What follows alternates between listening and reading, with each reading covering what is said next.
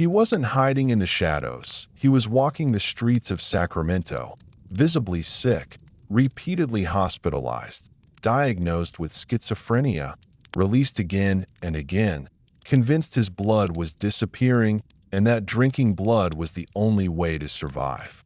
He believed unlocked doors were invitations. Animal blood was medicine, and human blood was stronger. Police met him. Doctors warned about him. Records documented him. And still, he slipped through every crack, until ordinary homes became crime scenes. An entire city locked its doors in fear, and a man the system failed became known as the Vampire of Sacramento. Thank you for walking with me through this difficult and important chapter of history. Stories like these aren't easy to hear, but understanding them helps us protect the future and honor the voices that were lost. If this series gave you a clearer, deeper perspective, please consider liking the video and subscribing. It truly helps the channel grow and allows more people to learn, remember, and stay aware of the world around us. Now let's begin. Chapter 1. A City Before the Nightmare. Sacramento in the late 1970s was not a city expecting horror. It was a place defined by routine, by quiet suburban streets lined with modest homes, by families settling into predictable rhythms of work, school, and weekend errands. The city carried the calm confidence of a community that believed danger came from elsewhere, from faraway places and distant headlines, not from behind its own unlocked doors. People trusted the safety of their neighborhoods, trusted that the worst events belonged to other cities, other states, other lives.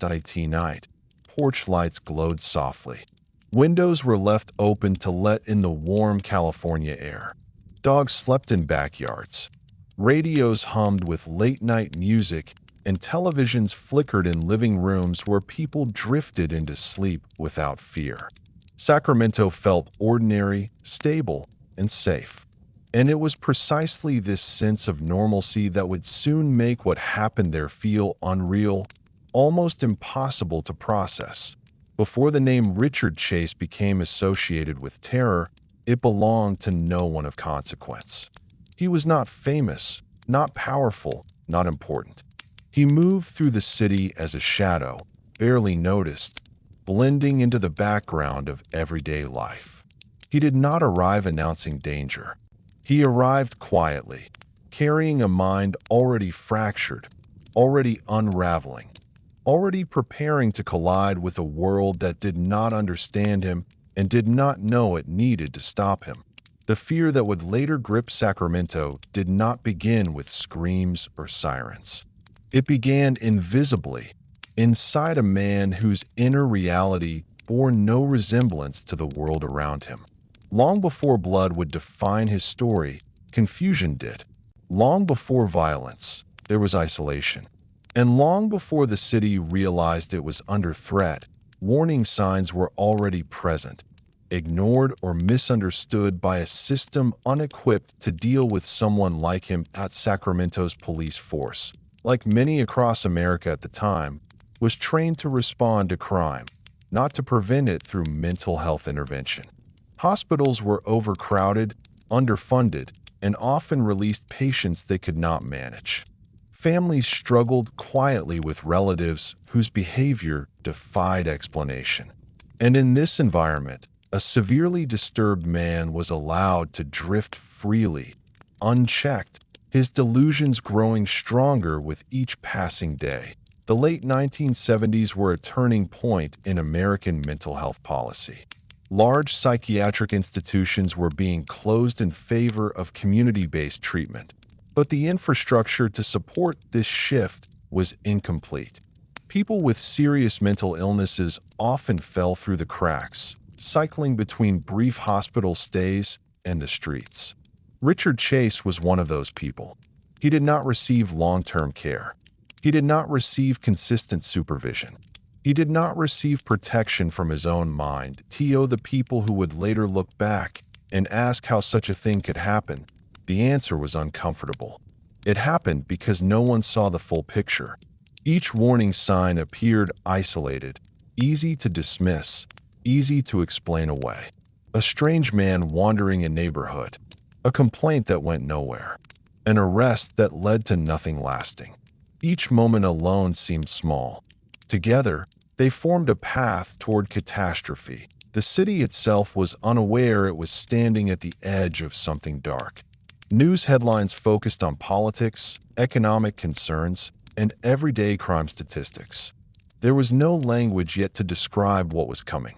The term serial killer was still gaining public awareness, and the idea that someone driven by delusions rather than motive could commit unimaginable acts was not widely understood at this stage. There were no victims whose names would be remembered, no crime scenes cordoned off by yellow tape, no community meetings filled with fear and confusion. There was only a city living its life, and a man whose reality was slipping further away from everyone else's. Richard Chase was not hiding in plain sight because he was clever. He was hiding because no one was looking. He did not fit the image people expected of danger. He was thin, disheveled, awkward, and often visibly unwell. He looked more like someone who needed help than someone capable of violence. And in many ways, that was true. He did need help, desperately. But need alone does not prevent harm when it goes unanswered. Sacramento slept peacefully, unaware of the nightmare forming within its borders. The conditions for tragedy were already in place. A vulnerable city, a fractured mental health system, and a man whose delusions were about to turn deadly. The story of the Vampire of Sacramento does not begin with blood.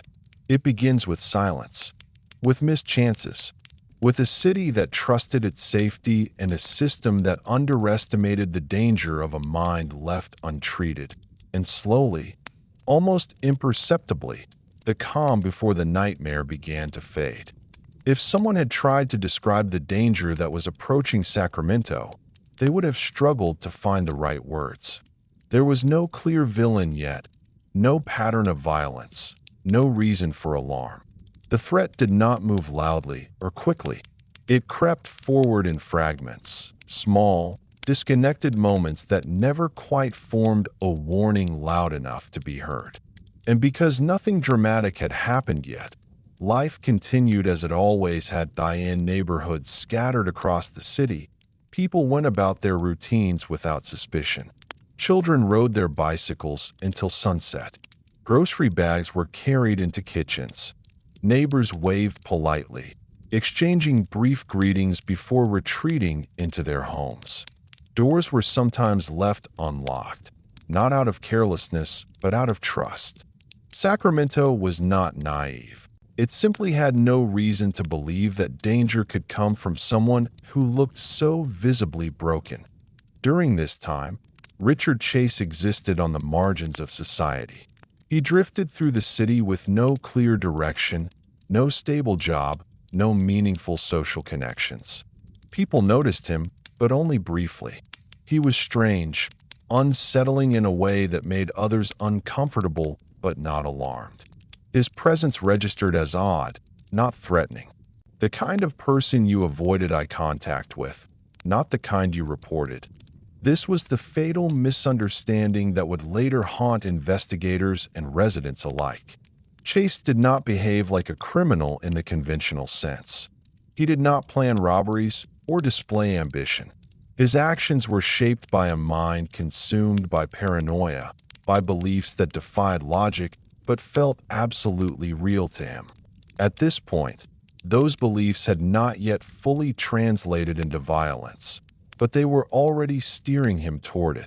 The city's institutions encountered him in brief, fragmented ways. A hospital visit here, a police interaction there. Each encounter ended the same way, with Chase released back into the world, slightly calmer perhaps, but no less dangerous to himself or others. There was no continuity of care, no long-term monitoring, no one assigned to truly understand the depth of his illness. This was not neglect born of cruelty. It was neglect born of limitation. Doctors had limited authority. Police had limited training in mental health crises. Families often lacked the resources or influence to force treatment. The system responded only when behavior crossed a clear legal boundary, and even then, the response was temporary. Meanwhile, Chase's internal world grew darker. His body felt wrong to him. His thoughts spiraled toward impossible conclusions. He believed something inside him was failing, deteriorating, draining away. These were not metaphorical feelings of emptiness or despair. To Chase, they were physical facts. His organs were breaking down. His blood was disappearing. And the world around him offered no explanation that made sense. From the outside, Sacramento remained calm. There were no headlines to suggest the city was on the verge of infamy. Law enforcement focused on routine crime. News stations covered weather updates and local politics. The idea that a man driven by delusions could soon terrorize the city had no place in public consciousness. And yet, the pieces were already aligning. A mentally ill man with untreated psychosis, easy access to residential neighborhoods, a lack of supervision, a belief system that justified increasingly extreme behavior. Each element alone was not enough to spark fear. Together, they formed the conditions for disaster. What makes this period so unsettling in retrospect is how preventable it appears. Looking back, it is easy to identify the moments where intervention might have changed everything. But at the time, those moments did not feel significant.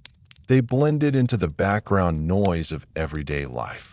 And because nothing catastrophic had happened yet, no one felt urgency. The city did not know it was being watched, not in the sense of stalking, but in the sense of being interpreted through a distorted lens. Chase observed the world not as it was, but as his illness told him it was. Houses were not homes. They were sources of survival. People were not neighbors. They were vessels of something he believed he needed. These ideas were forming quietly, without witnesses, without interruption. As nights passed and days repeated themselves, Sacramento unknowingly moved closer to its breaking point. The calm that once felt reassuring now reads like foreshadowing. The normalcy, so comforting at the time, would later feel eerie, almost cruel in hindsight. Because beneath it all, something was already wrong. This chapter of the story is not defined by violence, but by absence. The absence of action, of understanding, of effective care. It is defined by a city living peacefully while a man's delusions hardened into conviction, by systems that responded in pieces rather than as a whole, and by a silence that allowed a nightmare to grow unchecked. The Vampire of Sacramento had not yet taken a life, but the path toward that identity was already laid out, step by invisible step, in a city that had no idea what was coming. Chapter 2. The Boy Who Felt Hollow. Richard Trenton Chase did not enter the world as a monster. He was born in 1950 into a family that, on the surface, appeared ordinary. Suburban, working class, unremarkable. Yet from an early age, there were signs that something was wrong. Signs subtle enough to be dismissed at first, but persistent enough to leave a trail that would later feel impossible to ignore. His childhood was marked by instability, not in dramatic bursts of violence, but in constant emotional tension. His parents' relationship was strained and volatile, filled with arguments that created an atmosphere of anxiety rather than safety. For a developing child, this kind of environment does not simply fade into the background. It embeds itself into perception, shaping how the world is understood and how threats are interpreted. Richard was a quiet child, withdrawn and socially awkward. He struggled to form friendships and often appeared disconnected from those around him. Teachers noticed that he did not engage the way other children did. He seemed distracted, uncomfortable in his own skin, and emotionally distant. These traits alone were not alarming. Many children are introverted. Many struggle socially. But in Richard's case, the detachment deepened rather than softened with time. As he grew older, his behavior became more concerning. He developed habits that suggested confusion about his own body and identity. He struggled with basic bodily functions well into adolescence, something that deeply embarrassed him and reinforced a growing sense of shame. Instead of learning to understand his body as a stable, reliable thing, Richard began to see it as unpredictable and defective. This belief would later become central to his delusions, but even at this early stage, it shaped how he experienced the world. He did not trust his own physical existence. He felt wrong in ways he could not articulate. And when a child cannot explain what feels wrong, they often internalize it as personal failure rather than illness. During adolescence, his isolation intensified. While others experimented with social identities, friendships, and independence, Richard retreated further inward. He displayed little interest in typical teenage activities. His emotional responses were blunted, as though he were watching life from behind a thick pane of glass. Those around him sensed something was off, but they lacked the language to describe it. Mental health awareness at the time was limited, especially regarding severe psychotic disorders. Symptoms that might today trigger immediate intervention were often misunderstood or minimized. Strange beliefs were brushed off as immaturity. Emotional flatness was seen as laziness. Withdrawal was interpreted as rebellion or lack of motivation. Richard did not receive early psychiatric care that might have altered his trajectory. As he entered young adulthood, the cracks widened. He struggled to maintain employment and independence. His thoughts became increasingly rigid and disconnected from reality. He developed an obsession with his physical health, but not in a rational or medically grounded way. Instead, he became fixated on the idea that his body was deteriorating from the inside. He believed his organs were shrinking, that his heart was not beating properly, that his blood was being drained without explanation. These were not passing worries or exaggerated fears. They were fixed beliefs, delusions that resisted logic, reassurance, and medical evidence. To Richard, they were undeniable truths. This sense of physical decay fed into an overwhelming feeling of hollowness. He did not simply feel empty emotionally. He felt empty biologically, as if something essential had been lost or stolen. And because his mind demanded explanations, it created them. Explanations that grew darker and more dangerous with time. Family members attempted to help, but their efforts were inconsistent and often ineffective. They were dealing with a young man whose behavior frightened them, confused them, and exhausted them. Without proper guidance or sustained psychiatric support, their interventions were short-lived. Arguments replaced understanding. Distance replaced care. What makes this phase of Richard Chase's life so tragic is how clearly it reveals vulnerability rather than evil. He was not yet violent. He was not yet dangerous to others. He was a deeply unwell individual whose inner world was collapsing while the outer world continued to expect normalcy from him.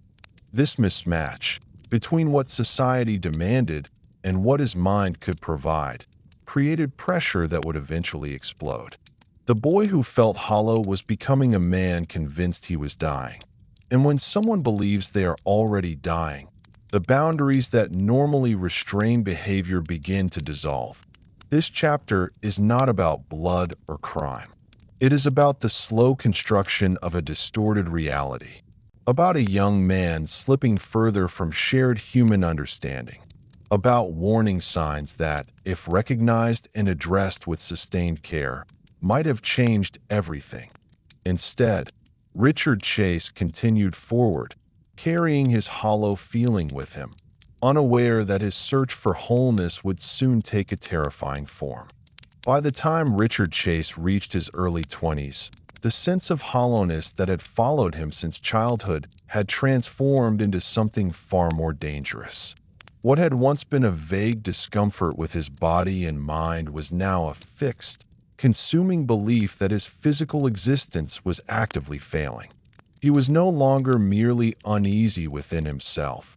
He was convinced he was dying, that Richard's delusions centered on the idea that his blood was disappearing. To him, this was not symbolic or emotional. It was literal.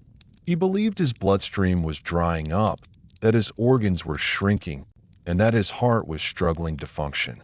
He interpreted normal physical sensations, fatigue, anxiety, changes in appetite, as evidence of catastrophic internal decay. Any reassurance offered by doctors or family members was dismissed as ignorance or deception. This belief system did not emerge suddenly.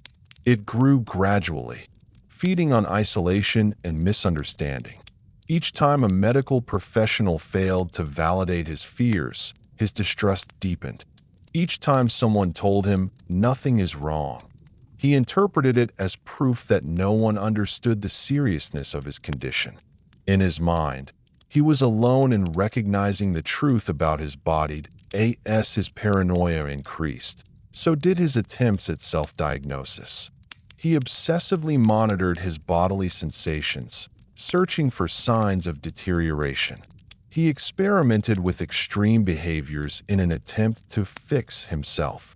These were not acts of rebellion or attention-seeking. They were desperate attempts at survival, driven by a mind that had lost its grip on reality. At various points, Richard was hospitalized for psychiatric evaluation. Doctors recognized signs of severe mental illness, including psychosis and paranoia. Diagnoses were made. Medications were prescribed, but the treatment was fragmented and short-term. He was stabilized temporarily, then released back into the world with little follow-up. There was no sustained supervision, no long-term plan to manage his condition. When Richard was medicated, his delusions softened. He became calmer, more coherent, less consumed by fear. But he disliked the medications intensely. They made him feel sluggish, disconnected, and emotionally numb. To someone already struggling with identity and bodily control, this loss of sensation felt unbearable. He often stopped taking his medication as soon as he was released, convinced he could manage on his own. Without medication, his delusions returned stronger than before. He began to believe that conventional food was poisoning him. He feared that eating normal meals accelerated his physical decline. As a result, he experimented with bizarre diets, consuming raw animals and unusual substances in the belief that they would replenish his blood and restore his strength. This was a critical escalation. His internal logic was becoming increasingly violent, even if that violence was not yet directed at people. He was crossing psychological boundaries, normalizing behaviors that most would find unthinkable. Each act reinforced his belief that survival required extreme measures. And because these measures seemed to work in his mind, his confidence in them grew. During this period, Richard's social world collapsed almost entirely. Friends drifted away. Family members grew overwhelmed and frightened. He became transient, moving between homes, institutions, and periods of homelessness. With no stable environment, his mental state deteriorated further. Structure vanished. Routine disappeared. The anchors that might have kept him grounded were gone. What made Richard Chase especially dangerous was not malice, but conviction. He did not see himself as a predator. He saw himself as a victim of a failing body and a hostile world. In his delusional framework, extreme actions were not immoral, they were necessary. He believed he was fighting for his life. Mental health professionals would later identify his condition as severe paranoid schizophrenia. This illness distorted his perception of reality so completely that basic cause and effect relationships no longer applied. His thoughts were not flexible. Once an idea took hold, it became unshakable. And the more his beliefs were challenged, the more aggressively he defended them. At this stage, there were still opportunities to prevent what was coming. He had not yet crossed the ultimate line. He had not yet harmed another human being. But the warning signs were unmistakable. He was delusional, untreated, and increasingly disconnected from reality. He was engaging in dangerous behaviors and expressing beliefs that justified further escalation. The tragedy lies in how close intervention came and how often it failed. Each hospitalization ended too soon. Each release returned him to an environment incapable of managing his illness. Responsibility was passed from institution to institution, from person to person, until it belonged to no one. Richard Chase was not invisible. He was seen repeatedly by systems designed to help people like him. But those systems were fragmented, under-resourced, and reactive rather than preventative. They responded to crises but did not contain them. They treated symptoms but did not control behavior. Long-termed as his delusions hardened, the idea of blood as sustenance began to take shape. What started as fear of loss evolved into a belief in replacement. If his blood was disappearing, then it had to be replenished. If conventional means did not work, then unconventional ones were justified. This belief would soon cross from theory into action. The boy who felt hollow was now a man convinced his survival depended on violating the most fundamental boundaries of society. And while Sacramento remained largely unaware of his existence, Richard Chase was moving steadily toward the point where his inner world would collide violently with the outer one. That the line had not yet been crossed, but it was close. Chapter 3. The Body is Failing. By the mid-1970s, Richard Chase's inner world had become a place of constant emergency. The belief that his body was failing was no longer an abstract fear or a distant worry. It was, to him, an ongoing medical crisis unfolding every hour of every day. He woke up convinced he was weaker than the night before. He went to sleep believing he might not wake up at all. Every sensation, no matter how minor, was interpreted as further proof that his physical systems were collapsing. To understand how dangerous this period was, it's important to recognize that Chase's delusions were not chaotic or random. They followed a twisted but consistent internal logic. He believed his blood was disappearing. He believed his organs were shrinking. He believed his heart was no longer pumping effectively. These ideas reinforced one another, forming a closed system of belief that did not allow contradiction. Evidence against his fears was not reassuring. It was threatening. Medical professionals attempted to intervene. Chase was evaluated multiple times, and clinicians noted severe psychosis, paranoia, and disorganized thinking. He was diagnosed with schizophrenia and prescribed antipsychotic medication. On paper, the situation seemed clear: a mentally ill man requiring long-term treatment. In reality, the system was unable to hold him. Hospital stays were brief. Once his behavior stabilized slightly, he was discharged. The goal was no longer sustained recovery, but short-term management. Doctors did not have the authority to keep him indefinitely unless he posed an immediate danger. And because his violence had not yet turned outward toward others, he was repeatedly deemed stable enough to leave. Each discharge reinforced Chase's distrust of medicine. He believed doctors were incompetent or indifferent to his condition.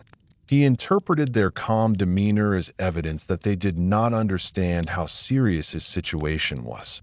In his mind, he was dying, and the people tasked with saving him were sending him away. When he stopped taking medication, his condition worsened rapidly. His thoughts became more rigid, his paranoia more intense.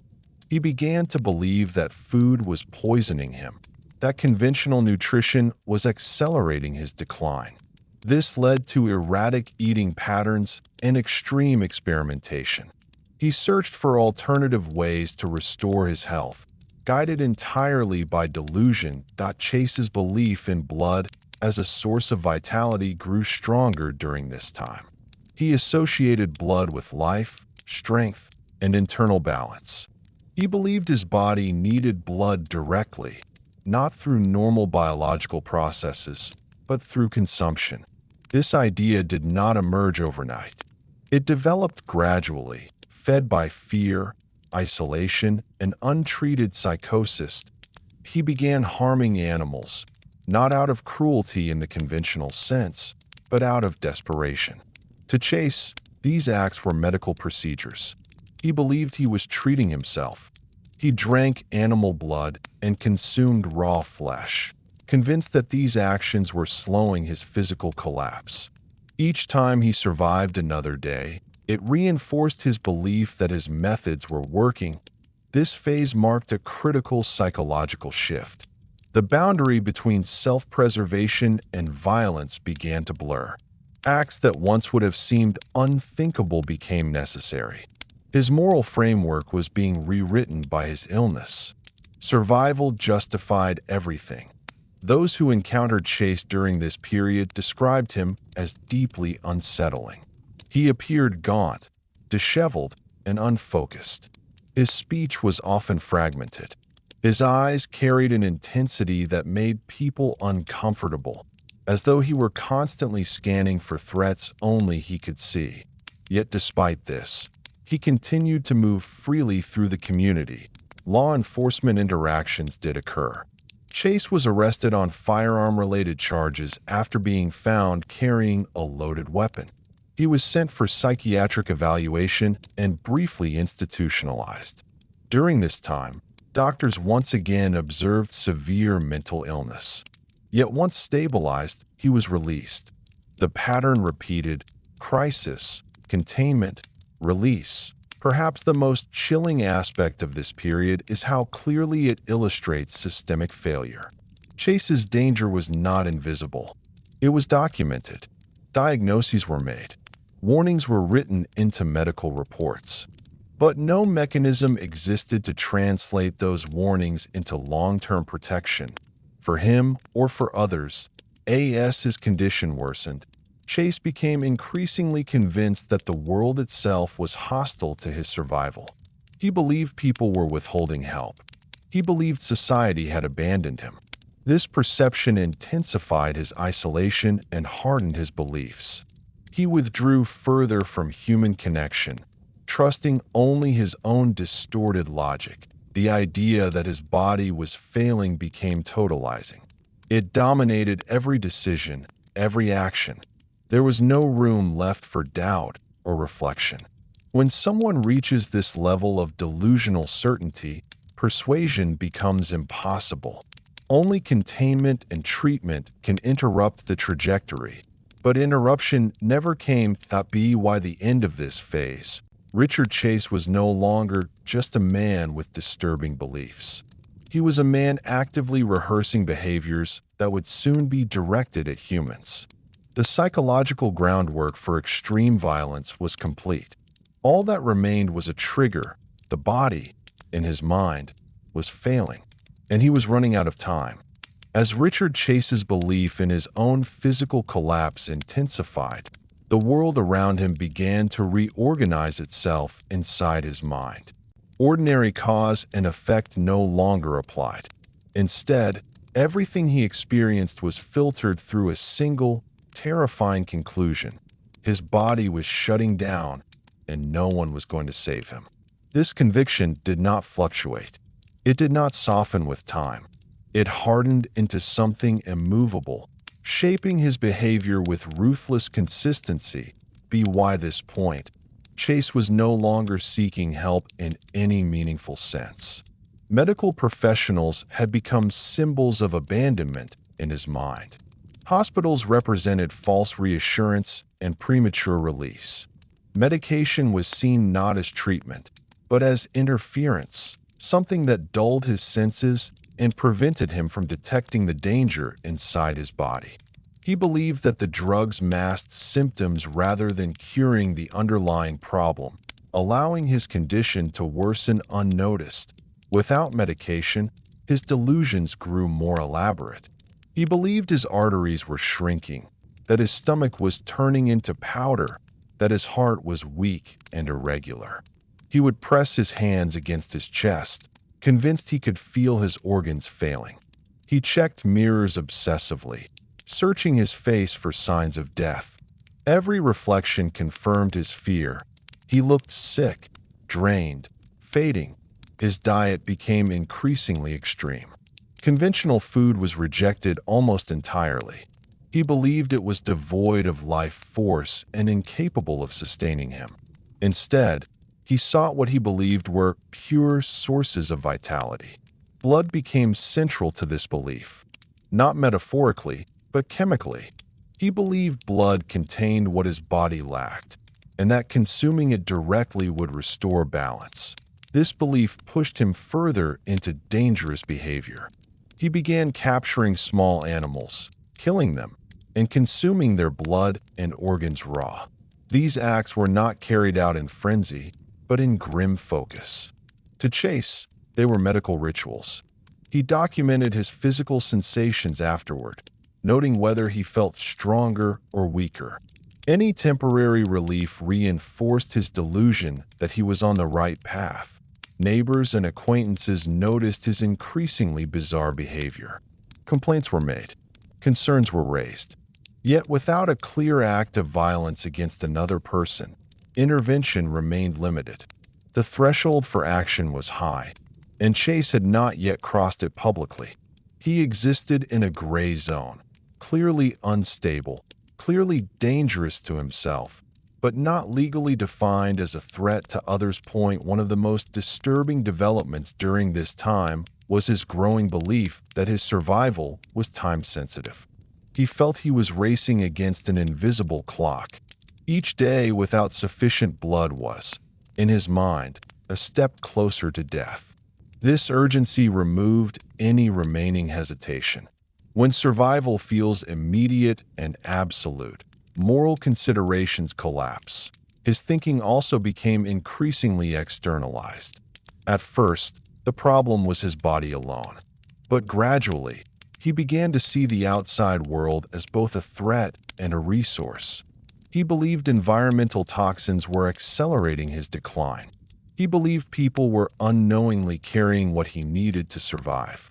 This idea did not yet translate into direct action, but it laid the groundwork.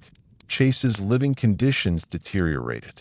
He resided in squalor, surrounded by filth and decay that mirrored his internal state. He neglected basic hygiene and maintenance.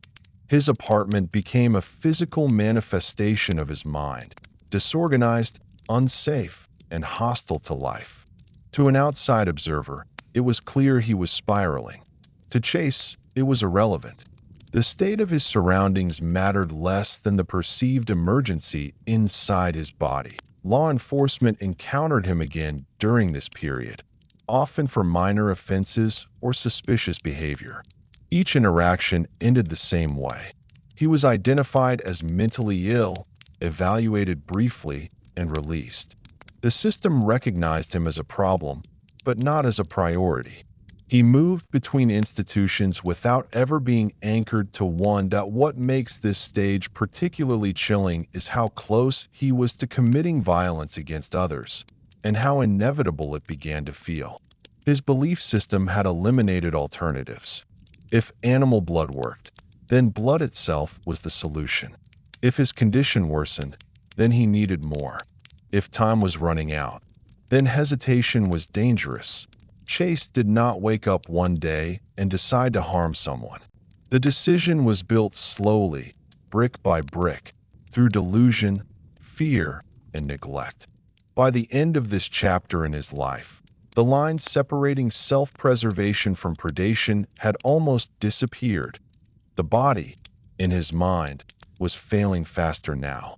The pressure was mounting, and soon, he would look beyond animals for what he believed he needed to survive. Chapter 4: Blood as Medicine. By the time Richard Chase entered this phase of his descent, The logic governing his actions had fully inverted. What most people understood as harm, he now understood as healing. What society defined as violence, he interpreted as treatment. Blood was no longer a symbol of fear or injury. It had become, in his mind, a form of medicine. And like all medicine taken by someone desperate, he believed the dosage mattered. Chase's belief that blood could restore his failing body was not impulsive or theatrical. It was clinical in his own distorted way. He believed blood carried life directly, unfiltered by digestion or chemical breakdown. In his mind, drinking blood allowed vitality to enter his system immediately, strengthening his organs and stabilizing his heart. This belief gave him a sense of control he had not felt in years. For the first time, he believed he had found an answer. That sense of control was intoxicating. He became methodical. He paid close attention to how his body felt before and after consuming blood. He noted changes in energy, in clarity, in physical sensation. Any temporary improvement, real or imagined, reinforced his belief. The absence of immediate death was enough to convince him the method worked. To a mind trapped in psychosis, correlation was proof. Animals were no longer just test subjects. They were resources. He began to seek them deliberately. Dogs, cats, and small wildlife became part of his routine. He killed them not in rage, but in focus. Witnesses later described these acts as disturbingly calm. Chase was not performing for shock. He was performing for survival.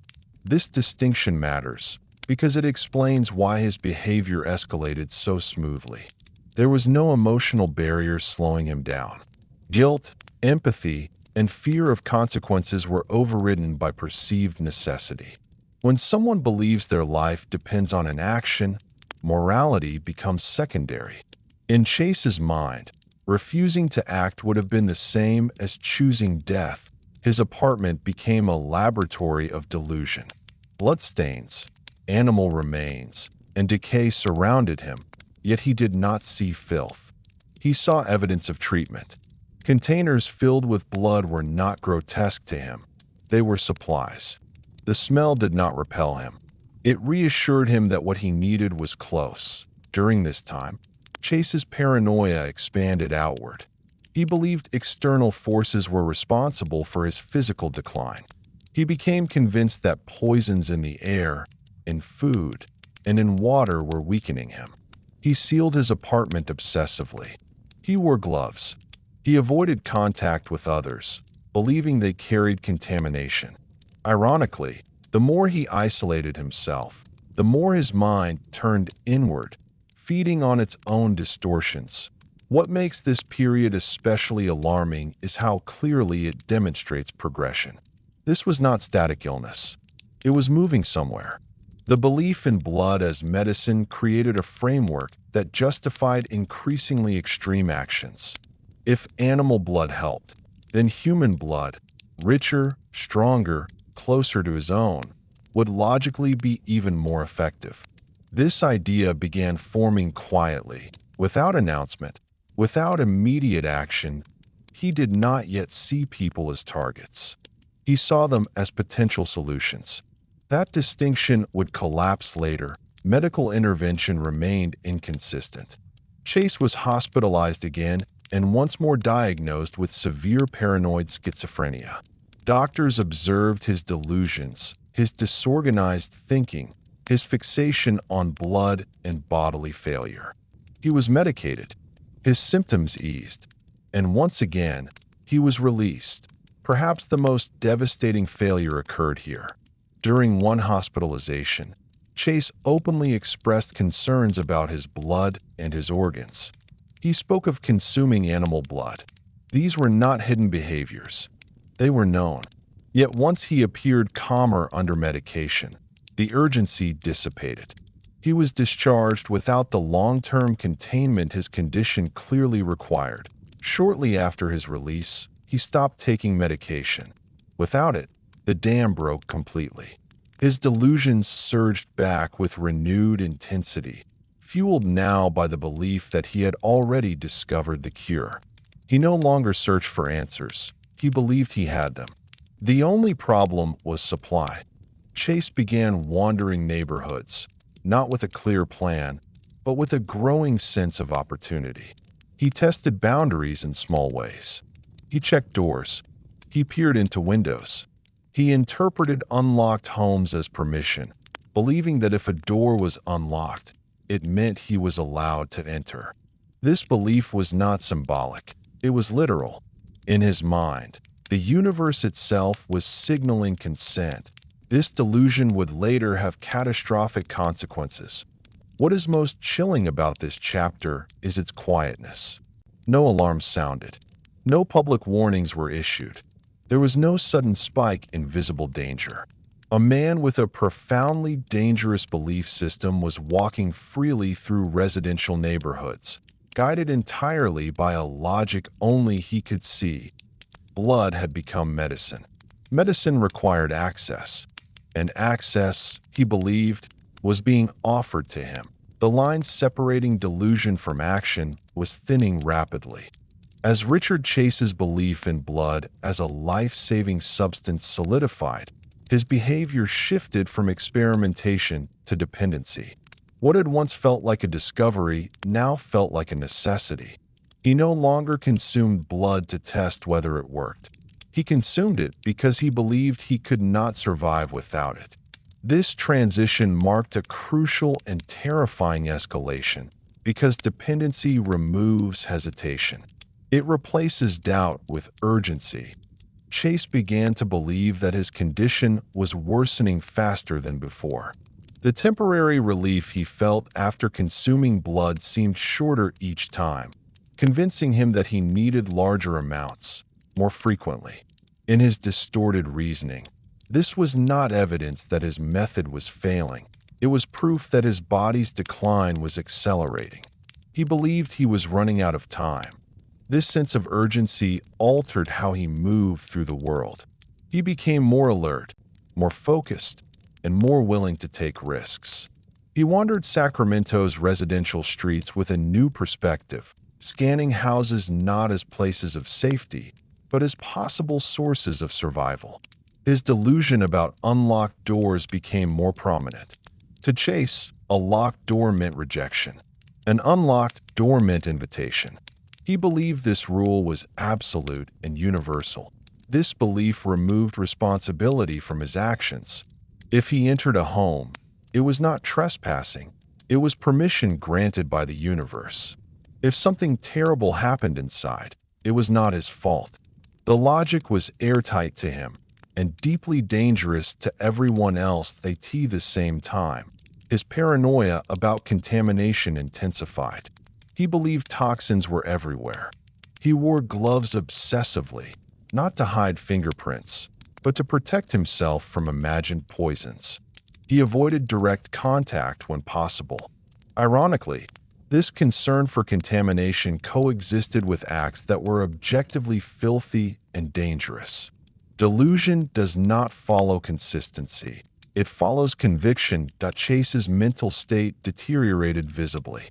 He lost weight. His appearance became skeletal, his eyes sunken and restless. His speech grew more fragmented, his thoughts jumping rapidly from one idea to another. To those who encountered him briefly, he appeared disturbed but non-threatening. To those who understood psychosis, he was a walking emergency. During this period, law enforcement received reports of strange incidents. Animal carcasses, suspicious behavior, complaints about a strange man lingering in neighborhoods. These reports were treated as isolated events. No pattern was recognized. No coordinated response was formed. Each incident was handled, then forgotten. This fragmentation was fatal. Chase's apartment, when later examined, revealed the full extent of his delusions. Blood containers, animal remains, and evidence of ritualistic behavior filled the space. At the time, however, no one saw it. He lived alone, unseen, his private world completely detached from reality. The idea of using human blood was no longer hypothetical. It had become logical. In Chase's mind, human blood was the closest match to what his body needed. It made sense that it would be more effective than animal blood. This belief did not feel immoral or frightening to him. It felt practical. Yet even here, there was no dramatic shift. No moment where he consciously decided to kill. The progression was subtle, almost mechanical. If survival required blood, and blood was found in people, then people became part of the equation. Emotion did not enter into it. Chase began carrying a firearm, not for intimidation or crime, but for what he believed was protection. He believed others might try to stop him from getting what he needed. The presence of the weapon further lowered the barrier to violence, even if he did not consciously acknowledge it. What makes this stage so haunting is how predictable it appears in hindsight. Every factor was present: untreated psychosis, escalating delusions, access to victims, and complete lack of supervision. There were no safeguards left, no internal restraint, no external intervention. He was no longer experimenting. He was preparing. The belief that blood was medicine had reshaped his reality entirely. It justified intrusion. It justified violence. It justified anything that allowed him to continue breathing one more day. And because he believed he was already dying, the consequences of his actions felt irrelevant.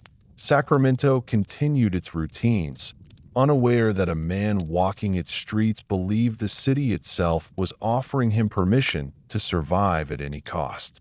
Doors opened and closed. Lights turned on and off. Life went on. And Richard Chase moved closer to the moment when theory would become action and blood would no longer come from animals. Chapter 5. A mind slipping through cracks. By the time Richard Chase entered this phase of his life, his mind was no longer merely fractured. It was collapsing inward.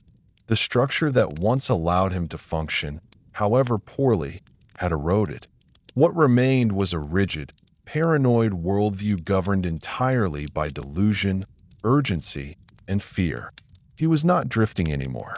He was slipping, steadily and irreversibly, through every crack in the system meant to catch people like him. Chase's thoughts were no longer anchored to shared reality. He interpreted the world almost exclusively through signs and symbols that only he could see. A passing glance became suspicion. A sound at night became a warning. A closed door became rejection. An open one became approval.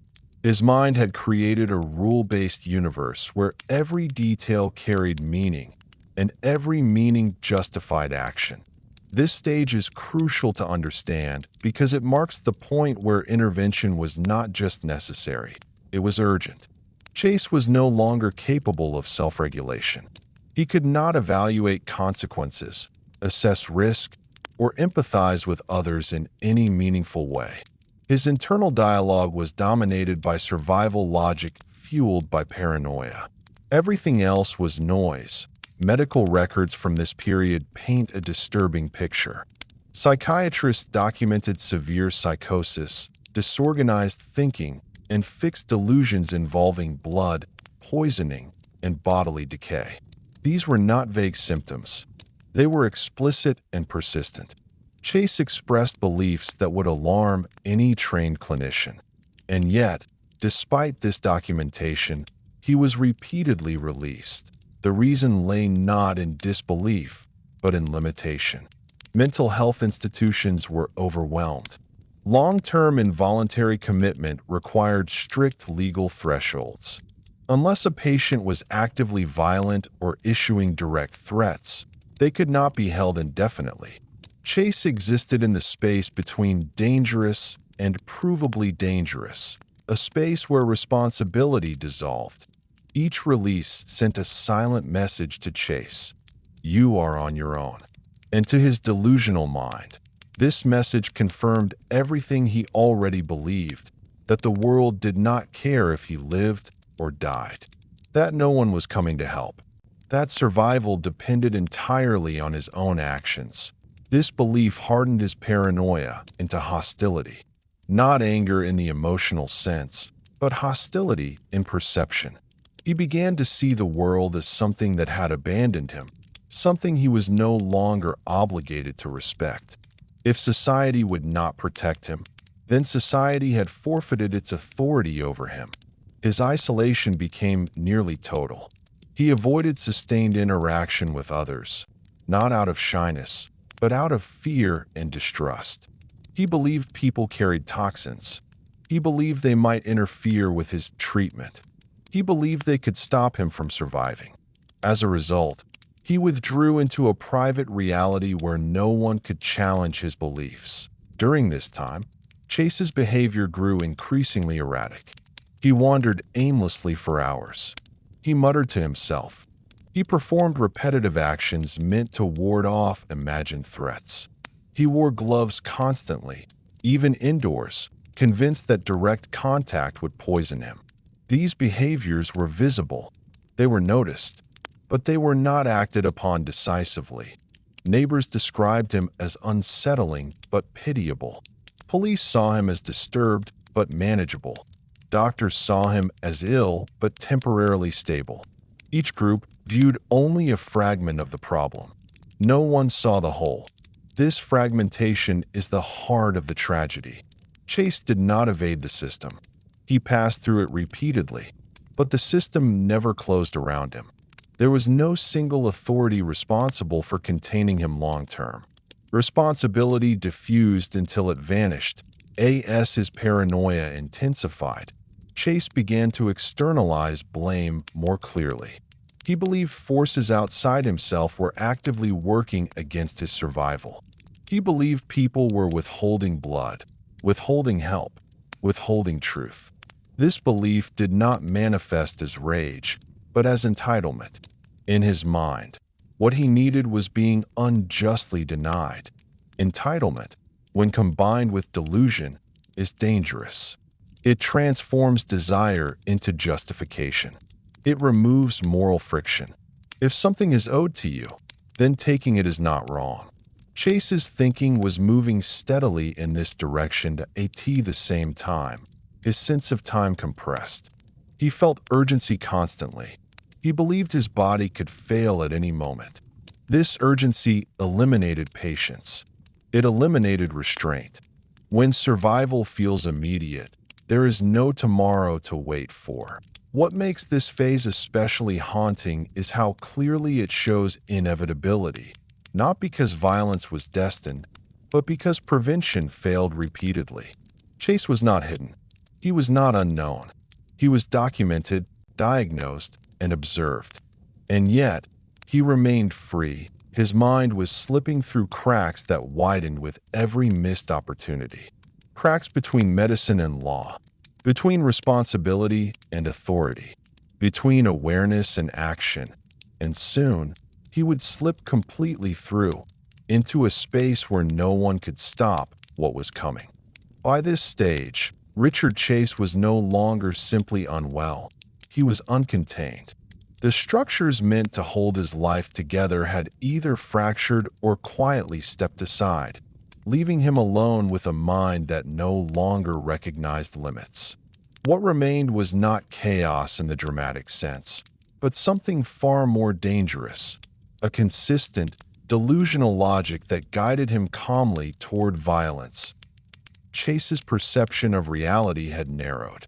His world was no longer filled with people, relationships, or future possibilities. It had become a survival map. Every place was evaluated in terms of safety or threat. Every object was assessed for usefulness. Every person existed only in relation to his physical decline. This narrowing is a common and deeply alarming feature of severe psychosis. As the mind collapses inward, empathy fades, not because it is rejected, but because it no longer exists in the same frame of reference. He did not see himself as part of society anymore. He saw himself as something adjacent to it, something already discarded. This belief stripped away any remaining sense of obligation. Laws, morals, and social rules applied to people who were protected by the system. In his mind, he was not one of them.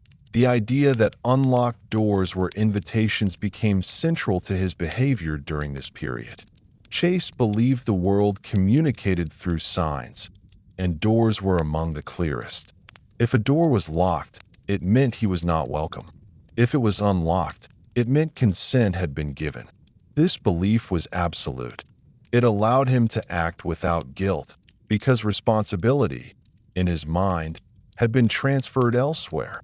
This delusion is particularly chilling because it directly removed agency from his actions. He was not choosing to intrude. He believed he was responding correctly to signals. The universe, not Richard Chase, was making the decision as his mental state deteriorated further. His thoughts became increasingly disconnected from time. Past, present, and future blurred together. He lived almost entirely in the immediate moment, driven by bodily sensation and perceived threat. Planning, in the conventional sense, did not exist, but preparation did. He gathered tools. He positioned himself near neighborhoods. He learned which areas were quiet, which streets felt safe. None of this felt criminal to him. It felt necessary.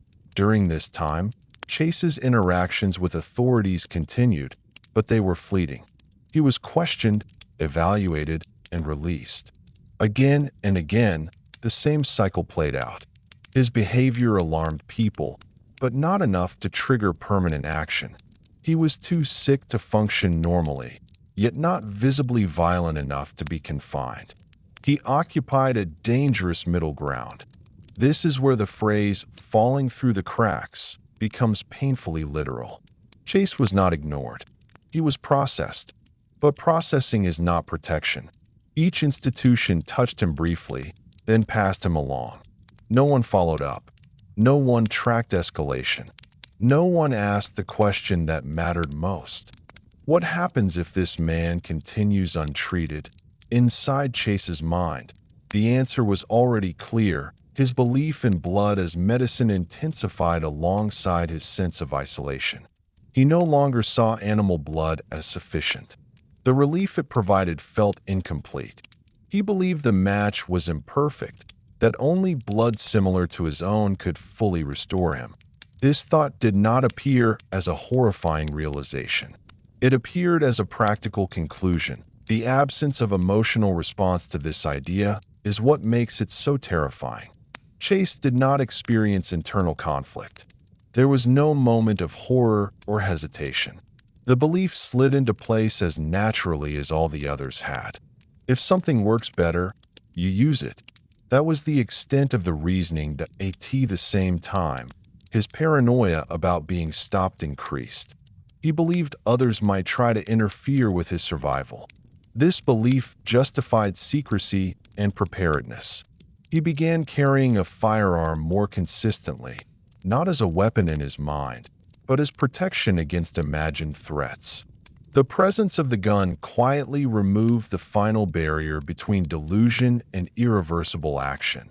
What makes this period especially tragic is how clearly it reveals a man who was no longer capable of choosing differently. Chase's illness had consumed the parts of his mind responsible for restraint, empathy, and foresight. Expecting him to stop himself was unrealistic. Only external containment could have prevented what came next. But containment never arrived. Sacramento continued to function as it always had. Doors opened and closed. People trusted their routines. The idea that someone nearby believed unlocked homes were invitations was unthinkable. The idea that severe psychosis could move so seamlessly into violence was poorly understood. Richard Chase was now fully detached from shared reality. His mind had slipped entirely through the cracks, past medicine, past law enforcement, past social awareness. What remained was a man driven by survival delusions, armed and unmonitored. The final internal barriers had fallen. The next step was no longer psychological, it was physical. Chapter 6. The First Killing. The moment when Richard Chase crossed from preparation into action did not arrive with a dramatic declaration or a sudden emotional break. It arrived quietly, almost mundanely, shaped by the same distorted logic that had guided him for months. To Chase, this was not the beginning of violence. It was the next necessary step in survival. And that belief made the moment all the more terrifying to be why early 1978, Chase's sense of urgency had reached its peak. He was convinced his body was failing faster than ever before.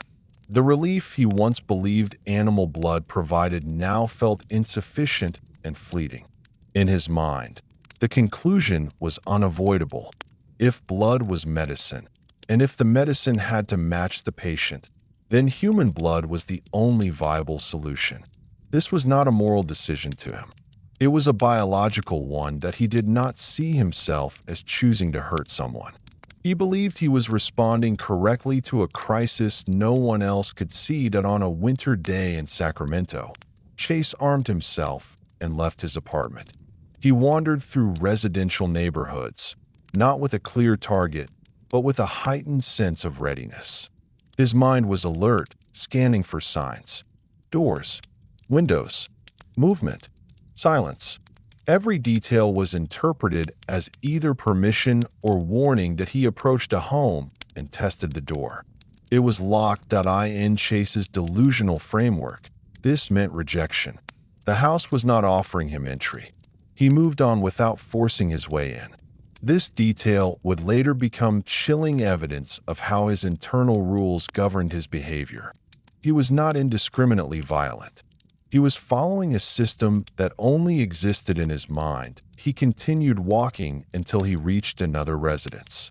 This time, the door was unlocked. Richard Chase. This was not coincidence. It was confirmation that he entered the home believing he had been allowed to do so. Inside was a woman going about her day, unaware that her life was about to intersect with a man whose reality bore no resemblance to her own. There was no argument, no prolonged confrontation. What happened next unfolded quickly, driven by Chase's delusions and facilitated by the weapon he carried. The act itself was brutal, but to Chase, it was clinical. He was not acting out of rage or pleasure. He was acting out of necessity. His focus was not on the person in front of him, but on what he believed his body required. The human being became, in his distorted perception, a source of survival rather than a person with a life, history, and future. After the killing, Chase did not flee in panic. He did not display the behaviors commonly associated with guilt or fear of capture. Instead, he remained focused on his objective. He consumed blood, believing it would restore his strength. He believed he was saving himself. This moment is often misunderstood in retellings that reduce it to shock value. What makes it so disturbing is not just the violence, but the absence of awareness surrounding it. Chase did not understand that he had committed an unforgivable act. He believed he had completed a treatment. When he left the scene, he did so without urgency. He blended back into the city, carrying no clear sense of having crossed a line. Sacramento, meanwhile, had no immediate understanding of what had occurred. There was no instant realization that a new kind of threat existed within its neighborhoods. Law enforcement began an investigation, but at first, the crime did not present a clear pattern. It appeared isolated, tragic, and senseless. There was no immediate suspect, no obvious motive. The brutality was evident, but the reasoning behind it was not. For Chase, however, something fundamental had changed. The act reinforced his delusion. He believed the blood had helped him. Any sensation of relief, physical or psychological, was interpreted as proof. This reinforcement is critical. In the psychology of delusion, perceived success locks beliefs into place more firmly than any argument ever could. The first killing did not satisfy him in the way people often assume. It did not bring peace or resolution. Instead, it confirmed urgency. If one dose helped, then more might be needed. If time was running out, then hesitation was dangerous. The internal clock continued to tick. This is the moment where prevention truly ended. Up until now, intervention might have altered the outcome. After this point, the trajectory changed. Violence had entered the equation, and with it came momentum. Yet even now, the city remained largely unaware of the danger in its midst. There were no warnings to locked doors. No sense of a predator moving through neighborhoods guided by delusions. Life continued, unaware that something unprecedented had begun. Richard Chase had crossed the line, but in his mind, there was no line at all. There was only survival. And survival, he believed, demanded more. In the hours and days following the first killing, Richard Chase did not experience the emotional collapse that many assume follows an act of extreme violence. There was no visible breakdown, no sudden panic, no desperate attempt to erase what he had done. Instead, his internal world absorbed the event seamlessly, reshaping it into further evidence that his beliefs were correct. This seamless absorption is one of the most disturbing aspects of his psychology because it reveals how completely his illness had overridden normal human response to T.O. Chase. The act had not been traumatic. It had been instructive. He believed the blood he consumed had stabilized him, even if only temporarily. Any fleeting sensation of calm, any reduction in anxiety, any moment where his body felt less hollow was interpreted as success. The human mind, especially one suffering from severe psychosis, is remarkably skilled at finding confirmation where it desperately wants it. Chase's illness did exactly that. Instead of remorse, he felt clarity. This clarity did not come with joy or excitement. It came with grim focus. The conclusion he reached was not emotional but logistical. If this worked once, it would work again. If his body continued to fail, then the treatment needed to be repeated. The killing had not solved the problem. It had simply revealed the method. Chase returned to his daily wandering with a new sense of direction. The city no longer felt like an abstract threat or a confusing maze. It felt like a resource field. Neighborhoods became areas of opportunity. Streets became pathways. Houses became variables in a survival equation. This shift is subtle but profound. It marks the moment when violence became integrated into his routine rather than existing as an isolated event. At the same time, his paranoia intensified. He believed that others might sense what he had done. He feared interference, not because he understood guilt, but because interruption threatened his survival. This fear pushed him further into isolation and secrecy. He became more cautious in how he moved, more attentive to his surroundings, more committed to the internal rules that governed his behavior. One of those rules, the belief that unlocked doors were invitations, remained central. Chase clung to it because it allowed him to function without internal conflict. If a door was unlocked, he believed the responsibility for what happened inside did not belong to him. It belonged to the universe, to fate, to something larger that had granted permission. This belief insulated him from awareness. Law enforcement continued investigating the homicide, but the lack of a clear motive or suspect made progress slow. The crime did not fit neatly into known categories. There was no robbery, no personal connection, no obvious trigger. The brutality shocked investigators, but the reasoning behind it remained opaque. Without understanding motive, predicting future behavior was nearly impossible. Meanwhile, Chase's behavior grew increasingly unstable. He slept irregularly. He ate little conventional food. His thoughts raced constantly. He became more convinced that his condition was worsening again. The perceived relief from the first killing had faded quickly, reinforcing his belief that treatment needed to be repeated and intensified. This is a critical psychological mechanism. In addiction, tolerance increases, requiring higher doses for the same effect. In Chase's delusional system, something similar occurred. The relief he believed blood provided diminished over time, pushing him toward escalation. The logic was not emotional, it was mechanical.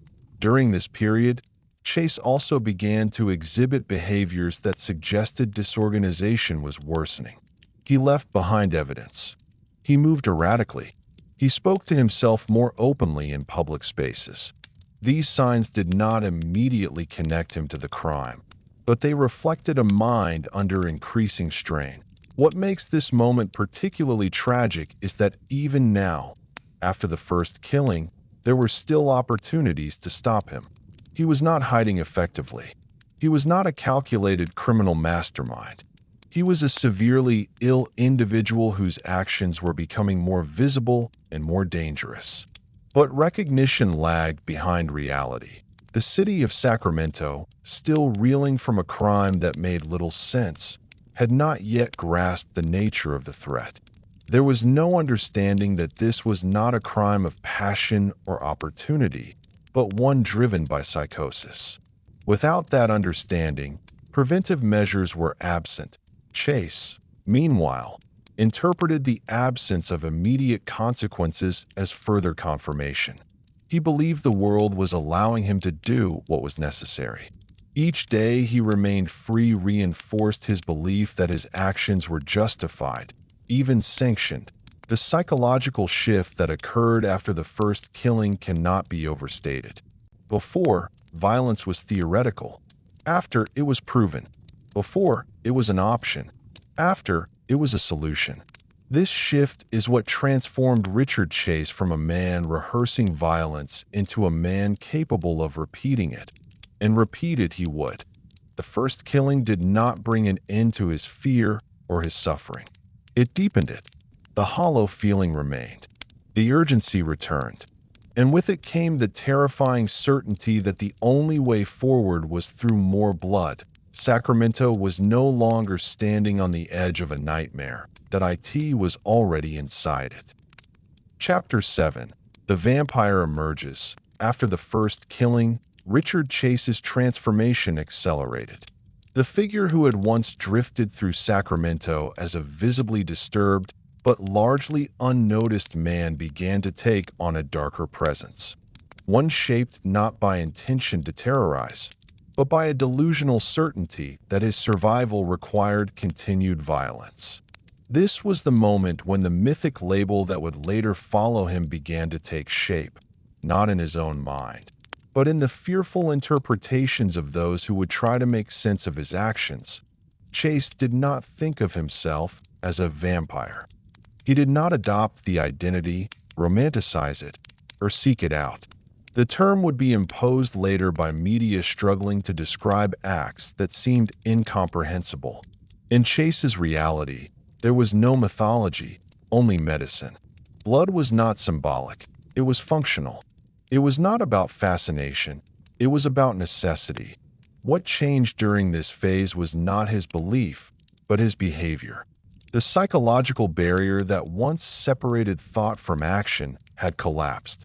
He no longer debated whether he should act. He only assessed whether he needed to act. This subtle distinction is critical. When violence becomes conditional rather than forbidden, escalation becomes almost inevitable. Chase's movements through the city grew more deliberate. He walked with purpose, not destination. He wandered neighborhoods during daylight as easily as at night, guided by his internal rules rather than social norms. He tested doors. He watched houses. He waited for signs. All of this was done without urgency or panic.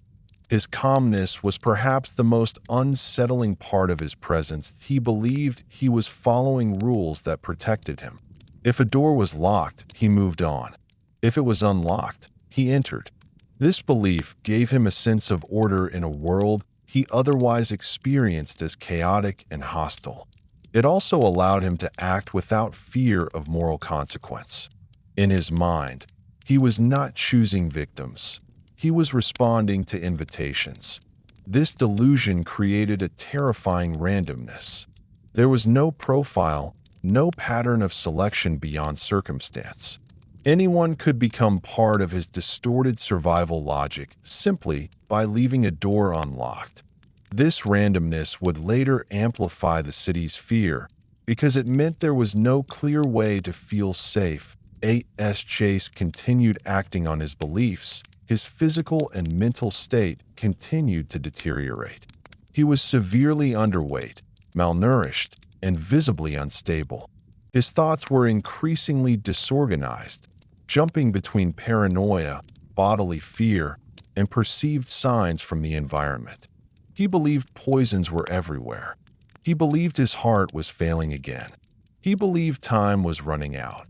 Each belief fed the next, forming a closed loop that pushed him toward repeated violence. Law enforcement was still struggling to understand the nature of the crimes occurring. Investigators could identify brutality, but not motive. The lack of robbery or personal connection confused profiling efforts.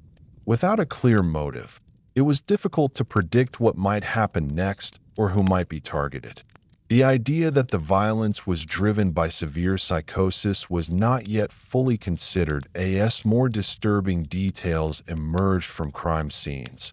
Fear began to spread quietly. People talked among themselves. Rumors circulated, but there was no official narrative yet. The city sensed danger without understanding it. This uncertainty created a low-level anxiety that lingered in daily life, even before the full extent of the threat was known. For Chase, however, the external reaction was largely irrelevant. His attention remained fixed inward. He monitored his body obsessively. He interpreted sensations as signs of improvement or decline. Any perceived weakness reinforced the urgency to act again. The cycle tightened point. One of the most chilling aspects of this phase is how ordinary Chase appeared between acts. He did not boast. He did not seek attention. He did not behave like someone playing a role. He was simply a man walking the streets, his internal reality completely misaligned with the world around him. This misalignment allowed him to move unnoticed far longer than anyone would later find acceptable. As the violence continued, the gap between how Chase saw himself and how the world would soon see him widened dramatically. In his mind, he was a sick man trying to survive. In reality, he was becoming something else entirely. A figure whose actions defied rational explanation, whose crimes evoked primal fear. The label Vampire of Sacramento would later emerge as a way to simplify and contain that fear, to turn something incomprehensible into something named.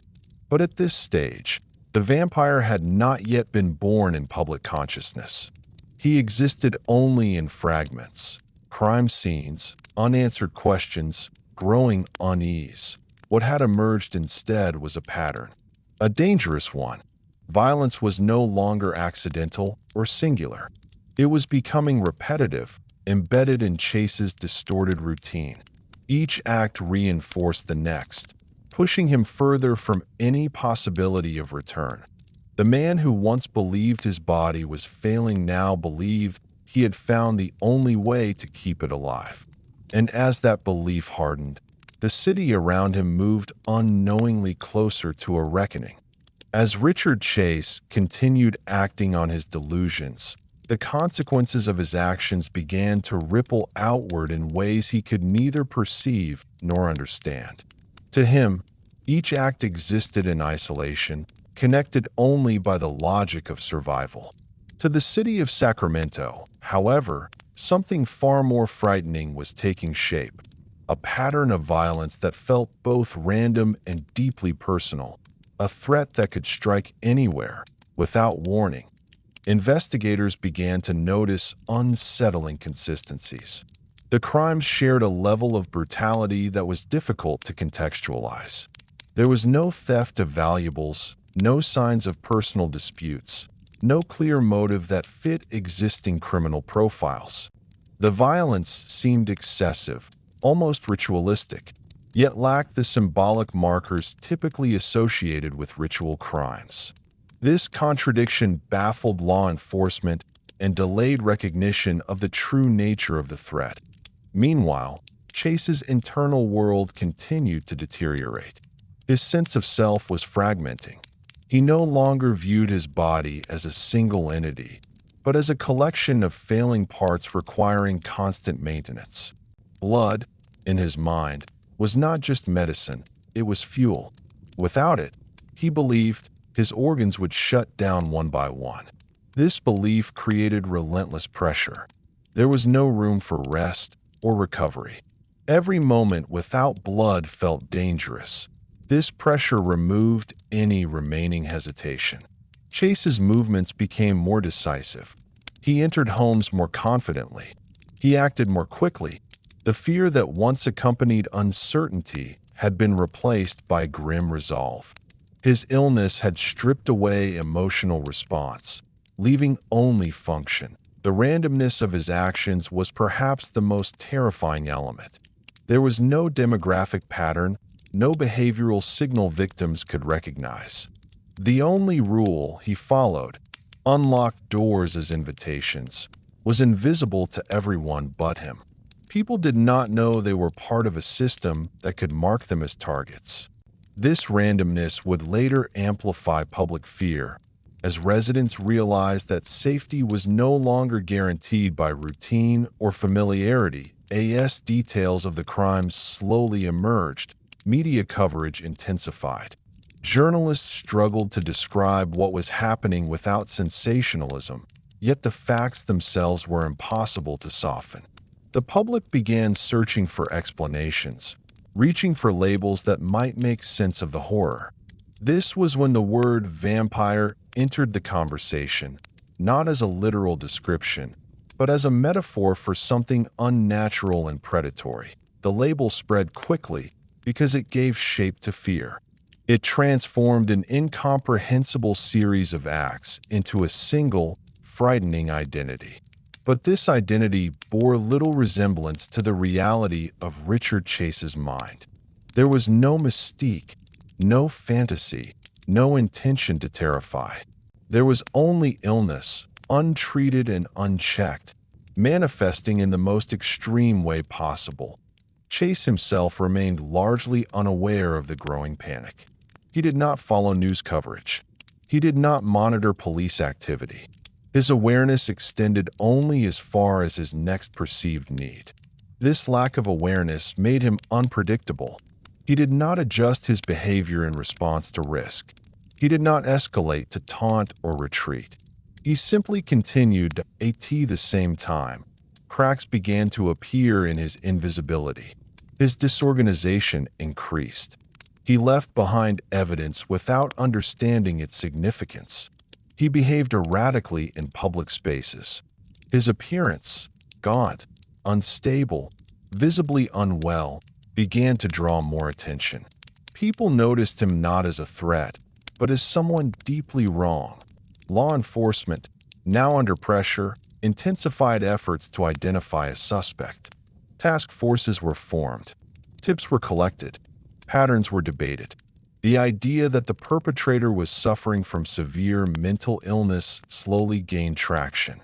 This realization reframed the investigation, shifting focus from motive to behavior, from intent to opportunity. For Chase, however, none of this mattered. His internal clock continued to tick. He believed his body was failing again. The perceived relief from previous acts had faded, reinforcing the need to repeat them. The cycle tightened further.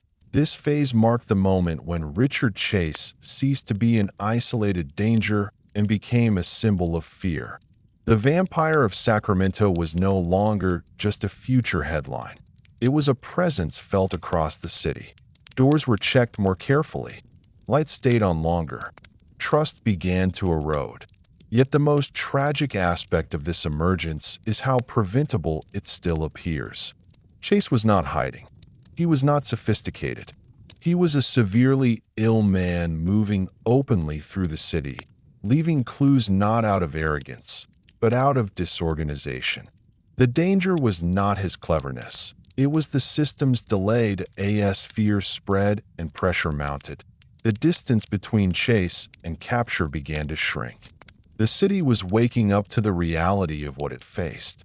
And Chase, unaware and unrestrained, was moving closer to the end of his violent trajectory. The vampire had emerged, not as a creature of legend, but as a warning of what happens when severe mental illness is allowed to roam unchecked.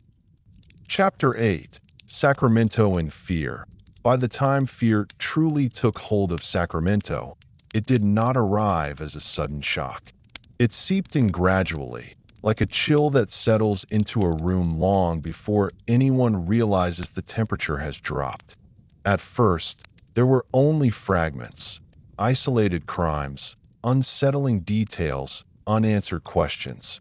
But as those fragments accumulated, the city began to sense that something profoundly unnatural was unfolding within its borders. Residents started talking in hushed tones. Conversations at grocery stores, workplaces, and school pickup lines carried an undercurrent of unease. People spoke about doors, about strange noises at night, about stories they had heard but didn't fully understand. There was no clear narrative yet, only a growing awareness that safety could no longer be taken for granted. The randomness of the crimes was what unsettled people most. There was no warning, no pattern that could be followed to avoid danger. Victims had not lived risky lives. They had not been targeted for wealth, status, or personal conflict. They had simply been at home. This realization struck at the core of what made Sacramento feel safe in the first place. The home, once a symbol of refuge, now felt uncertain. Law enforcement struggled to reassure the public because they themselves were still trying to understand what they were dealing with.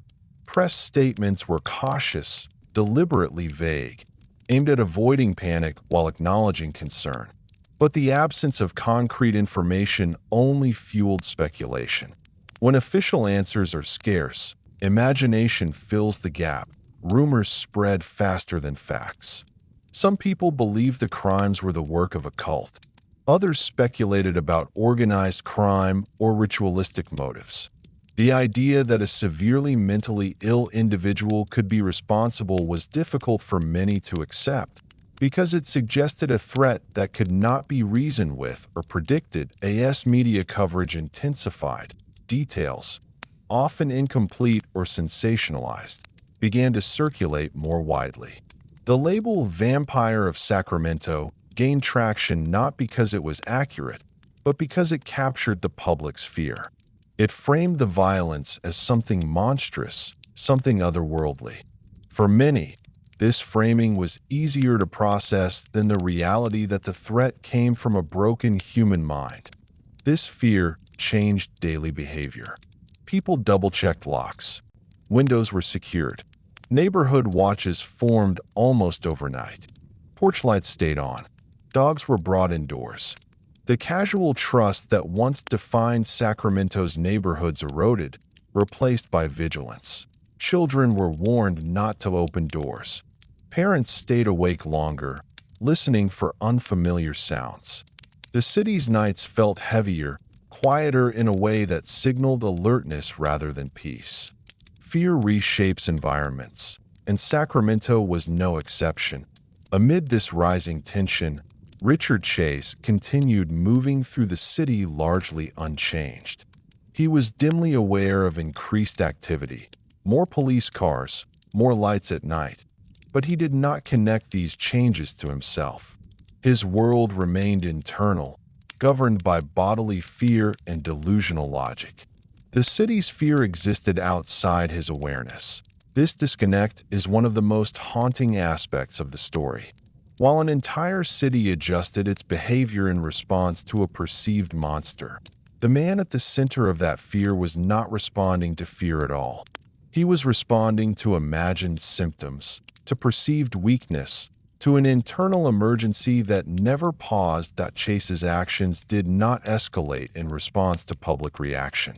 They escalated in response to his belief that his body was failing again. The cycle remained the same: perceived decline, urgency, action, temporary relief, renewed decline. The city's fear neither deterred nor influenced him. Law enforcement, under mounting pressure, intensified its investigation. Resources were allocated. Patterns were re-examined. The idea that unlocked doors played a role began to emerge. Officers started urging residents to secure their homes, a recommendation that carried new weight given the circumstances.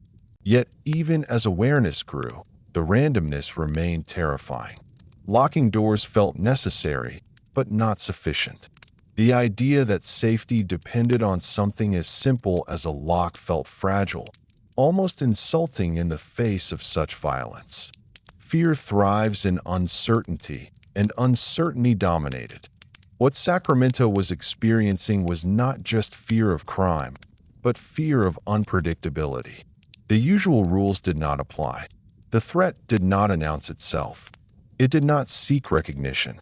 It did not follow patterns people could learn to avoid.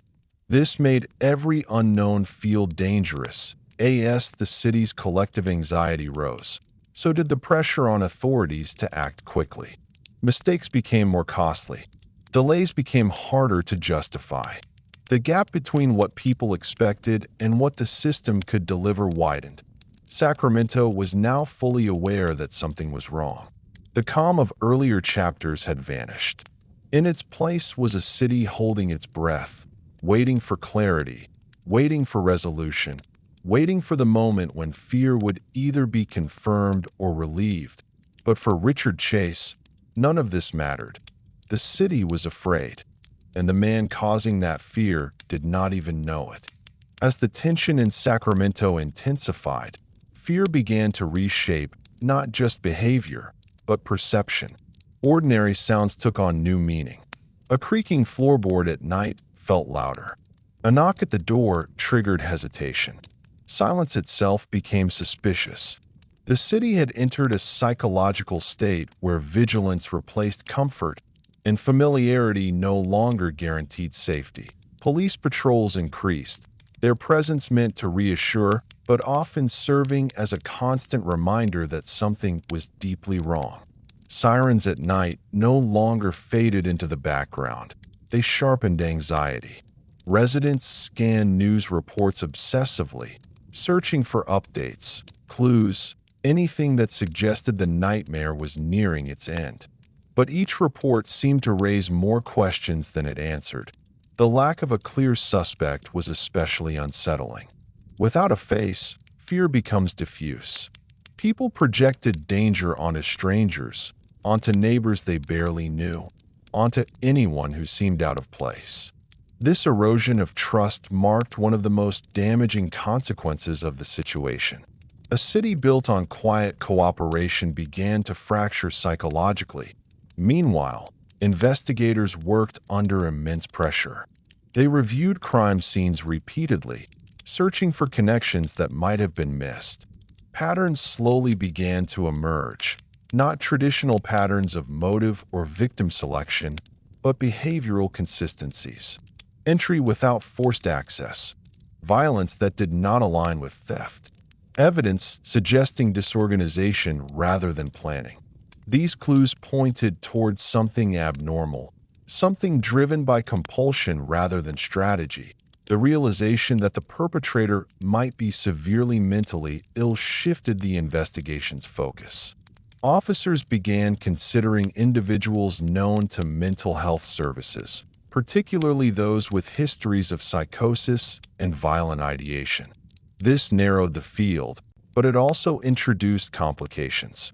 Mental illness alone does not equate to violence, and distinguishing between risk and illness required careful judgment. Public messaging became more urgent. Authorities encouraged residents to lock doors and windows, to be aware of surroundings, to report suspicious behavior. These instructions, though practical, carried an implicit admission: safety now required active defense. The era of assumed security was over. For many residents, this realization was deeply unsettling. The idea that something as simple as an unlocked door could invite catastrophe felt almost cruel in its simplicity. People questioned past habits, replaying memories of nights they had left doors open, of strangers they had ignored, of moments when danger might have passed unnoticed. Richard Chase remained oblivious to the emotional storm surrounding him. He noticed increased police activity, but interpreted it through his delusions. He believed authorities were responding to contamination or broader threats, not to him personally. In his mind, the world's heightened alertness confirmed his belief that danger was everywhere, not that he was the source of it. His own urgency intensified. The fear gripping the city did not slow him down. It accelerated his internal pressure. He believed his body was deteriorating again. The relief he sought seemed harder to achieve. This perceived decline reinforced the need to act. Tightening the cycle further, Chase's disorganization began to betray him. He left behind items. He moved erratically. Witnesses reported seeing a strange, gaunt man behaving oddly in neighborhoods already on edge. These reports, once dismissed as minor disturbances, now carried weight. Officers began taking them more seriously, connecting them to the larger picture. The city's fear reached a tipping point when it became clear that the violence was not stopping. Each day, without resolution, deepened frustration and anxiety. People demanded answers. Officials faced mounting criticism. The pressure to identify and stop the perpetrator became overwhelming. What Sacramento was experiencing was not just fear of an individual, but fear of vulnerability itself. The crimes exposed how thin the line was between normal life and chaos, how easily routine could be shattered. This realization lingered long after locks were checked and lights turned off. As the investigation tightened and public awareness grew, the space in which Richard Chase could move freely began to shrink. The cracks he had slipped through were narrowing. The system, slow and fragmented, was finally beginning to align. The city was no longer just afraid that IT was alert, and that alertness was closing in on the man who had unknowingly become its nightmare. Chapter 9. Missed Warnings. Long before Richard Chase became a name whispered in fear across Sacramento, there had been warnings, clear, documented, and deeply troubling. They did not arrive all at once. They surfaced in fragments, scattered across years, institutions, and encounters. Each warning alone seemed manageable, explainable, or temporary. Together, they formed a map that pointed unmistakably toward danger. But that map was never fully assembled in time. One of the earliest warnings came from Chase's own behavior during psychiatric evaluations. Doctors repeatedly noted his fixation on blood, his belief that his body was failing, and his conviction that external forces were poisoning him. These were not mild symptoms. They were indicators of severe psychosis. Medical professionals recognized this and diagnosed him accordingly. Yet recognition did not translate into containment. The structure of mental health care at the time prioritized short-term stabilization over long-term supervision. Hospitals were overcrowded. Funding was limited. Legal standards for involuntary commitment were strict. Even when a patient displayed disturbing beliefs, they could not be held indefinitely unless they posed an immediate and provable threat. Chase, for much of this period, existed just below that threshold. Another warning came from his escalating behavior outside medical settings. He was arrested for carrying a loaded firearm and sent for psychiatric evaluation. During that evaluation, clinicians again observed severe mental illness. He spoke openly about his fears, his bodily delusions, and his unusual behaviors. This was not hidden information. It was recorded, discussed, and understood, at least in isolation. Yet once he appeared calmer under medication, he was released. This cycle repeated itself with alarming consistency. Crisis led to brief intervention. Brief intervention led to release. Release led to medication noncompliance. Noncompliance led to escalation. Each loop tightened the spiral, pushing Chase further from stability and closer to violence. Perhaps the most painful warning came from his known history of harming animals. This behavior, often a red flag in assessments of potential violence, was present and documented. Chase's actions toward animals were extreme and deeply concerning.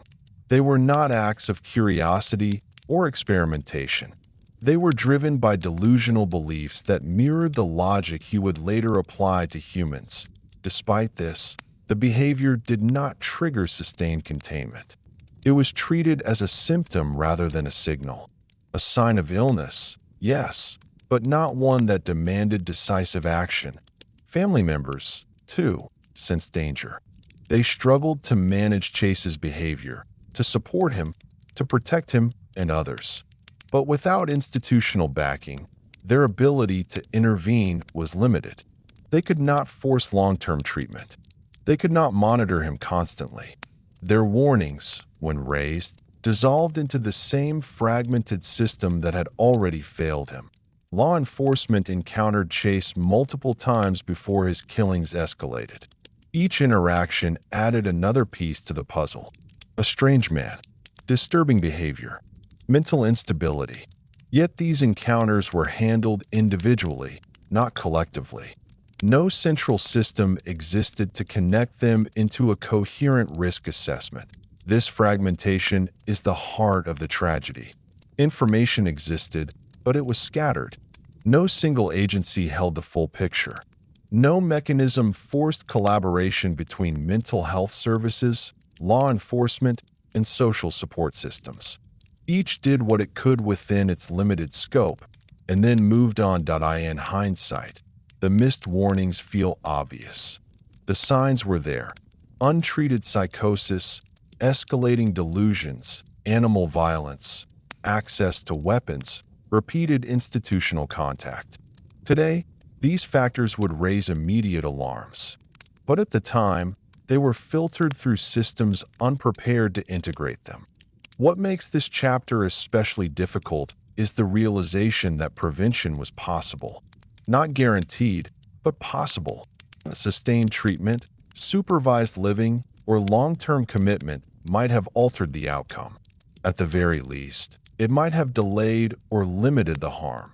Instead, Chase continued moving through the world, carrying all of these warning signs with him like invisible markers. The system saw them, but never all at once. That be why the time Sacramento felt the full weight of what those warnings meant. It was too late. The tragedy of Richard Chase is not only the violence he committed, but the opportunities lost to stop him before he ever reached that point. As investigators later reconstructed Richard Chase's path toward violence, the missed warnings began to form a disturbing pattern, not of ignorance, but of disconnection. Each institution that encountered Chase saw enough to be concerned, but not enough to act decisively on its own. The danger did not lie in what was unknown. It lay in what was known, yet never fully assembled. Psychiatric professionals who evaluated Chase documented his delusions in detail. They recorded his fixation on blood, his belief that his organs were failing, and his paranoia about poisoning. These were classic symptoms of severe paranoid schizophrenia, and they were not subtle. His thoughts were disorganized, his reasoning impaired, and his grasp on reality fragile at best. Yet psychiatric care at the time was reactive rather than preventative. The goal was to reduce immediate symptoms, not to manage long-term risk. Once Chase appeared calmer under medication, he was deemed stable enough for release. This decision was often made under pressure: limited bed space, legal constraints, and an emphasis on patient rights over public safety. There was no mechanism to ensure he continued taking medication once discharged. No consistent follow-up. No supervision. Stability was assumed, not verified. Law enforcement encounters added another layer of warning. Chase's arrest for firearm possession should have raised immediate red flags. A severely psychotic individual carrying a loaded weapon represents an obvious risk. And yet, after psychiatric evaluation, the focus again shifted to short-term assessment.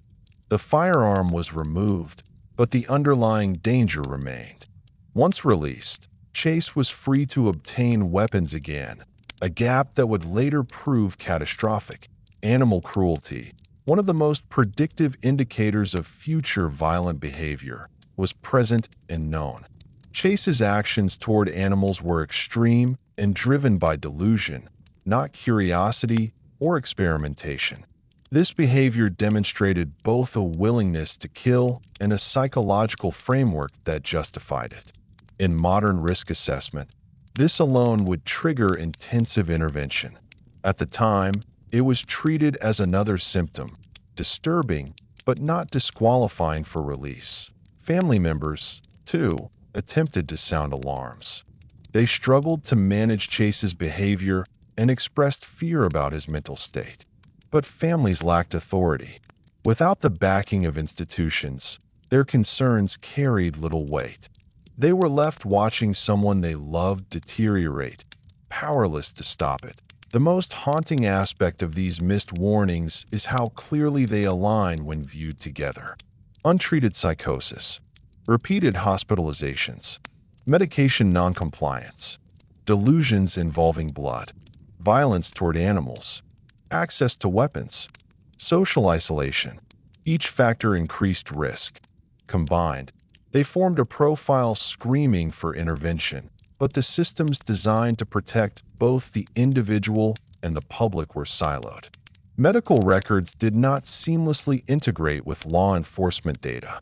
Mental health services operated independently of criminal justice. Social services lacked authority to enforce treatment. Responsibility bounced between institutions until it belonged to none. This fragmentation allowed Chase to continue deteriorating without interruption. Each release reinforced his belief that no one understood his condition. Each failure to intervene confirmed his sense of abandonment. And each day without consequences strengthened his delusional conviction that his actions were justified. Missed warnings are often discussed after tragedies, but rarely understood in their full context. They are not always ignored intentionally. More often, they are diluted by bureaucracy, constrained by law, and lost in the space between systems. Richard Chase fell precisely into that space. That be why the time the warning signs became impossible to ignore, they were no longer warnings. They were evidence. The tragedy is not that no one saw danger coming. It is that many people did, just not all at once, and not in a way that could stop what followed. Chapter 10: Capture of the Monster. The capture of Richard Chase did not come through a single brilliant insight or dramatic confrontation. It came through accumulation of fear, of pressure, of evidence finally beginning to align. By the time authorities closed in on him, Sacramento was no longer asking if the violence would stop, but when. The city was exhausted, frightened, and demanding resolution. Investigators had begun to reframe the case. What once appeared as senseless brutality was now being viewed through a different lens, one shaped by behavioral analysis rather than motive.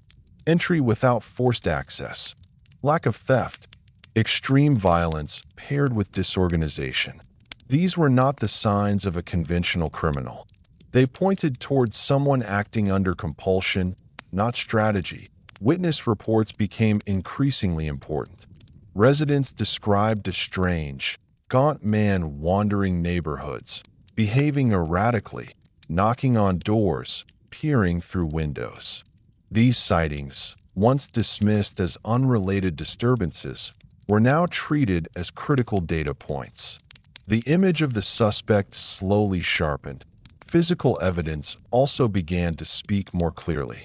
Items left behind at crime scenes, objects that had once seemed random, were re-examined with new urgency. The lack of effort to conceal identity, the carelessness, the chaotic execution all suggested a perpetrator unconcerned with consequence. This was not arrogance. It was detachment. Pressure on law enforcement was immense. Every day, without an arrest, deepened public fear and scrutiny. Officials knew that failure to act quickly could result in more lives lost. Patrols intensified. Surveillance increased. Tips flooded in. The city had shifted from fear to pursuit. Richard Chase, meanwhile, continued moving through Sacramento largely unaware of how close he was to being stopped. His internal world still dominated his attention. He believed his body was failing again. The urgency had not eased. If anything, it had intensified. The perceived relief from previous acts had faded, reinforcing his belief that he needed more. His disorganization betrayed him. He began to leave behind clearer trails, items discarded, movements noted, behaviors reported. People who encountered him were increasingly disturbed by his appearance and demeanor. He no longer blended into the background. He stood out as something wrong. Eventually, the evidence converged. Witness descriptions matched. Physical clues aligned. A name surfaced. Richard Chase, a man already known to both mental health services and law enforcement, emerged as a viable suspect. When officers began investigating his background, the scope of the failure became painfully clear. His history read like a checklist of risk factors. Surveillance of Chase revealed behavior that confirmed suspicions. He wandered aimlessly. He acted strangely. He carried items that raised concern. The man the city feared was not a criminal mastermind hiding in shadows. He was a visibly unwell individual moving openly through the streets. When police finally arrested Chase, the moment was strangely anticlimactic. There was no chase, no resistance, no dramatic outburst. He did not behave like someone who understood he had been caught. He appeared confused, detached, and oddly calm. To him, this was not an ending. It was an interruption. During questioning, Chase's mental state became immediately apparent. His speech was disorganized. His thoughts jumped erratically. He spoke openly about his beliefs regarding blood, his body, and his need to survive. There was no attempt to conceal motive because, in his mind, there was nothing to conceal. He did not recognize his actions as crimes. The arrest sent shockwaves through Sacramento. Relief mixed with horror as the public learned the identity of the man behind the fear. The label monster emerged quickly, not because Chase fit a cinematic image of evil, but because people struggled to reconcile his appearance with his actions. He looked fragile, broken, not like the embodiment of terror they had imagined. This dissonance made the reality even more unsettling. The fear that had gripped the city had come not from an outsider or an organized threat, but from someone who had lived among them, slipping unnoticed through systemic gaps that as evidence mounted. The scope of his crimes became clearer. Investigators searched his apartment and uncovered scenes that confirmed their worst suspicions, evidence of extreme delusion, violence, and deterioration. What they found was not a layer of calculation, but a space that mirrored a collapsing mind. The capture of Richard Chase marked the end of immediate danger, but not the end of reckoning. The city now faced a deeper question. How had this happened? How had someone so clearly unwell been allowed to escalate to this point? Chase was taken into custody not as a victorious criminal brought down by justice, but as a tragic figure finally contained. The fear he had caused was real, the damage irreversible, but the man himself remained detached from the meaning of it all. Sacramento could breathe again, but the air was heavy with unanswered questions. Chapter 11. Inside Richard Chase's Mind.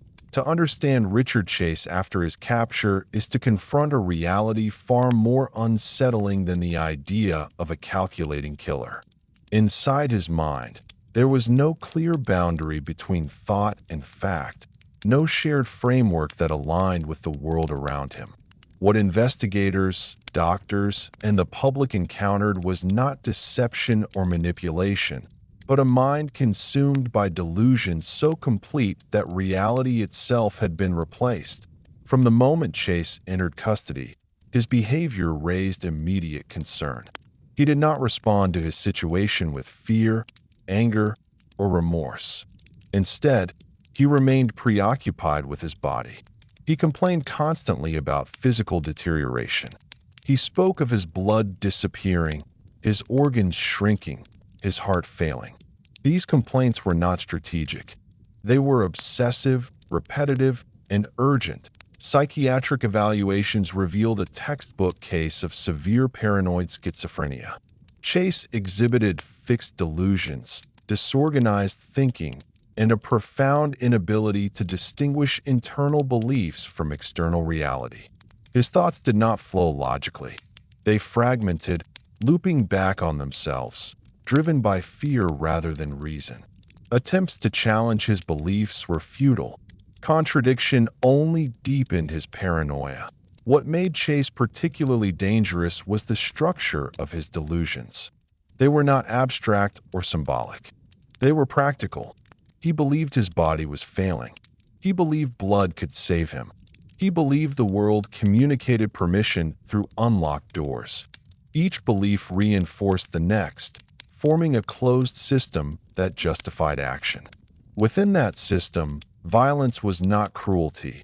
It was treatment. Mental health professionals noted that Chase lacked insight into his illness. Insight, the ability to recognize that one's thoughts are disordered, is critical to recovery. Chase did not have it. He did not believe he was sick. He believed he was dying. This distinction is essential. You cannot treat an illness someone does not believe they have. In interviews, Chase spoke about his actions with startling detachment. He did not describe victims as people. He described them as sources. This was not a conscious dehumanization. It was a perceptual failure. His illness had erased the concept of personhood from his decision-making process. Human beings existed only as components within his survival logic. Doctors also observed that Chase experienced intense paranoia about contamination. He believed food, air, and touch carried toxins. He wore gloves compulsively. He avoided direct contact when possible. This paranoia existed alongside acts that were objectively dangerous and unsanitary, highlighting how delusions do not require consistency. They require conviction. When medicated, Chase's symptoms diminished. His speech became clearer. His agitation reduced. But even under medication, his core beliefs remained. The urgency softened, but the structure persisted. This suggested a deeply entrenched psychotic disorder, one that would require lifelong management under strict supervision. Evaluators concluded that Chase was incapable of understanding the moral or legal implications of his actions at the time they were committed. This did not absolve him of responsibility in the eyes of the law, but it profoundly complicated the narrative. He was not choosing evil. He was acting within a reality that no longer contained concepts like right or wrong. This distinction is uncomfortable. It challenges the instinct to simplify horror into villainy. It forces recognition that the most terrifying acts can emerge not from hatred or greed, but from untreated illness combined with systemic failure. Inside Richard Chase's mind, there was no pleasure, no triumph, no sense of power. There was fear, constant, suffocating fear. Fear of bodily collapse, fear of abandonment, fear of death. That fear drove every action, overriding instinct, empathy, and restraint. Understanding this does not lessen the harm he caused, but it explains how such harm became possible. The Vampire of Sacramento was not born from myth or malice, that he emerged from a mind that had completely lost its connection to reality, and from a world that failed to stop that loss in time.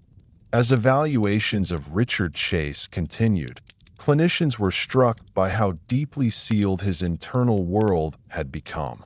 This was not a man drifting in and out of clarity. His reality was internally consistent, rigid, and resistant to correction. Even when confronted with undeniable evidence of his actions, Chase did not reinterpret his beliefs. Instead, he reinterpreted the evidence to fit them. This is one of the defining features of severe psychosis, the inability to revise belief in the face of contradiction. When asked about the people he had harmed, Chase did not express emotional recognition. He did not describe them as individuals with lives or families. He spoke instead in functional terms, referencing need, survival, and bodily failure. This absence of emotional framing was not cruelty. It was cognitive collapse. The part of his mind that connected actions to human consequence was no longer accessible. Doctors observed that Chase's thinking operated almost entirely through somatic delusion. His body dominated his consciousness. Every sensation was magnified and misinterpreted. A normal heartbeat became irregular. Hunger became evidence of internal decay. Fatigue became proof of organ failure. These misinterpretations fueled panic, and panic fueled action. Importantly, Chase did not hallucinate in the dramatic way often portrayed in fiction. He was not responding to voices commanding him to kill. His illness was quieter and more insidious. It reshaped interpretation rather than perception. He saw the same world as everyone else, but understood it through a distorted lens. This made him appear more functional than he truly was, and far more dangerous. Psychiatrists noted that Chase's delusions were reinforced by action. Each time he acted on a belief and survived, the belief strengthened. This feedback loop is one of the most difficult aspects of treating psychosis. Behavior becomes evidence. Survival becomes validation. Logic collapses under experience. Medication reduced some symptoms, but could not dismantle the core structure of his delusions. This suggested long-term deterioration rather than acute psychotic break. Chase's illness had progressed untreated for years, embedding itself deeply into his cognition. By the time he was in custody, reversal was unlikely. Management was the only option. Chase's lack of insight extended to his legal situation. He did not understand why he was being punished. He believed his actions were necessary and externally sanctioned. This misunderstanding complicated legal proceedings, as competence and responsibility became central questions. Could someone who did not understand the nature of his actions be held fully accountable? Forensic psychiatrists concluded that Chase was legally sane under the standards of the time, despite his severe illness. This decision would later be debated extensively. It reflected the limitations of legal frameworks in addressing profound psychosis. The law sought clarity where medicine saw complexity. Inside his mind, Richard Chase did not experience himself as powerful or monstrous. He experienced himself as fragile, endangered, and alone. This self-concept shaped every interaction. He did not seek dominance.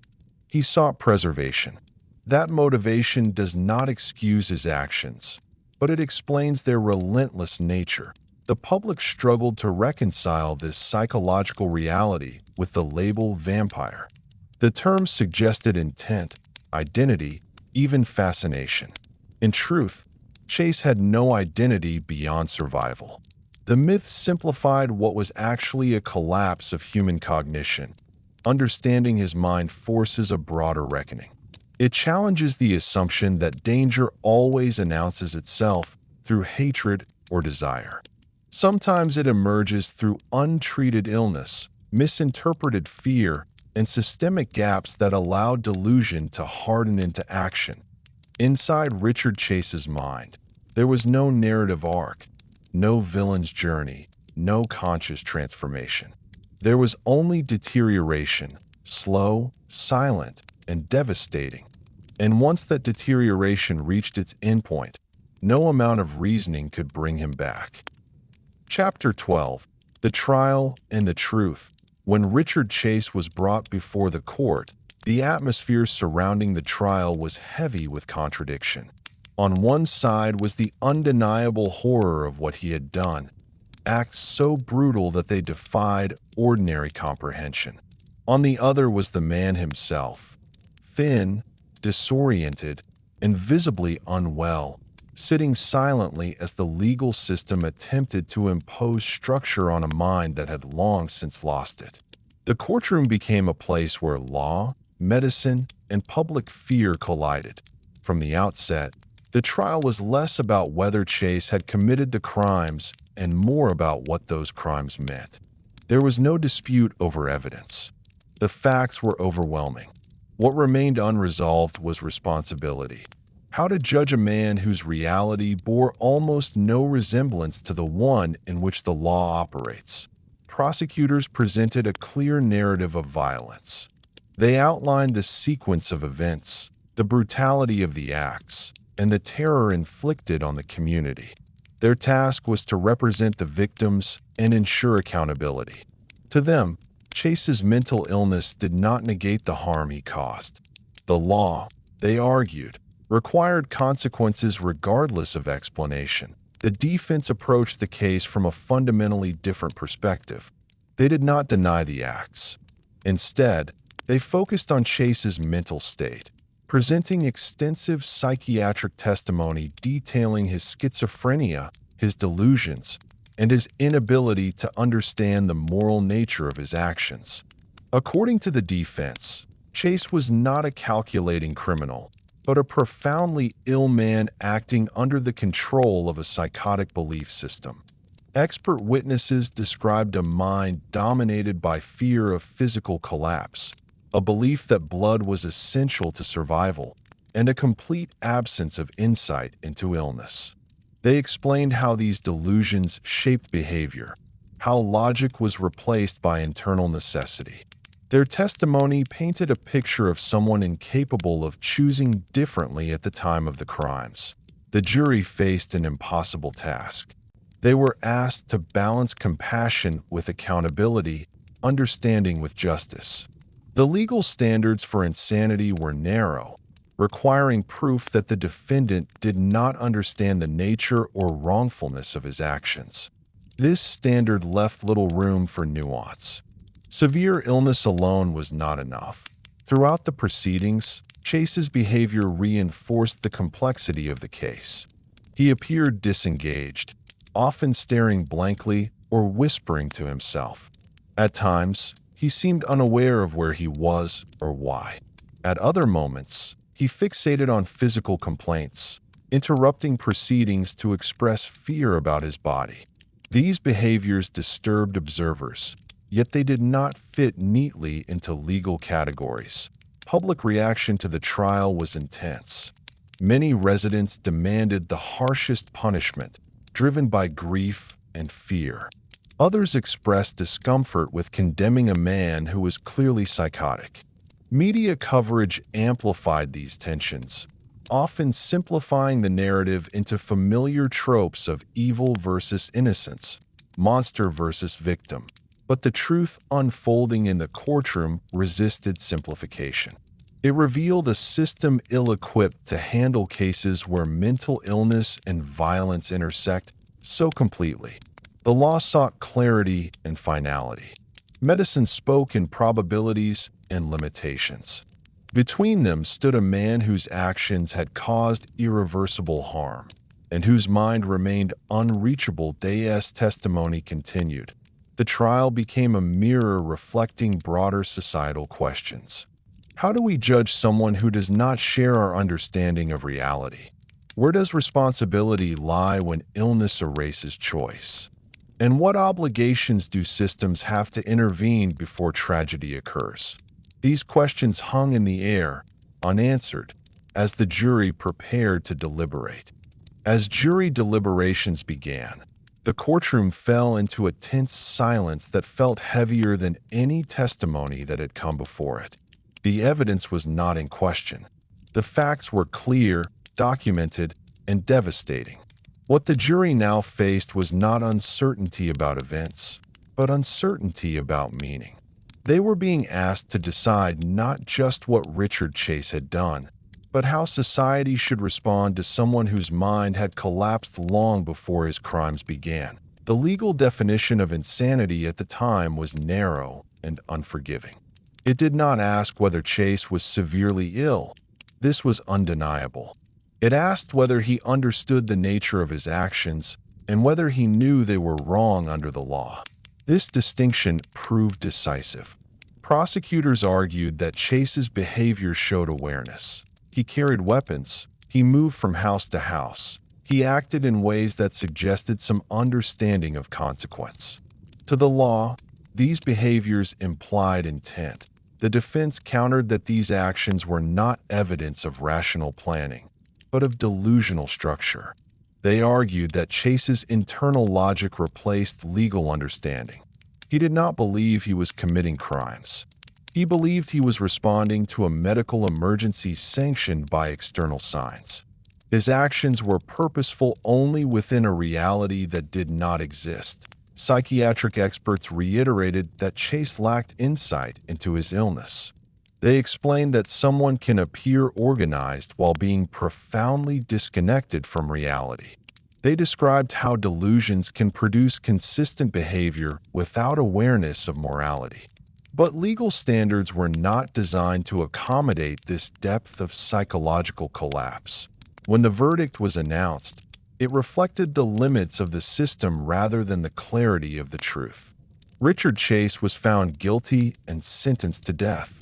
The decision was met with mixed reactions: relief from a city desperate for safety, and unease from those who recognized that punishment had been applied to someone who barely understood it. Chase's reaction to the verdict was muted. He did not display shock or anger. He appeared confused, asking questions that revealed he did not fully comprehend the outcome. To him, the trial had not been a judgment of his actions. It had been an incomprehensible process unfolding around him.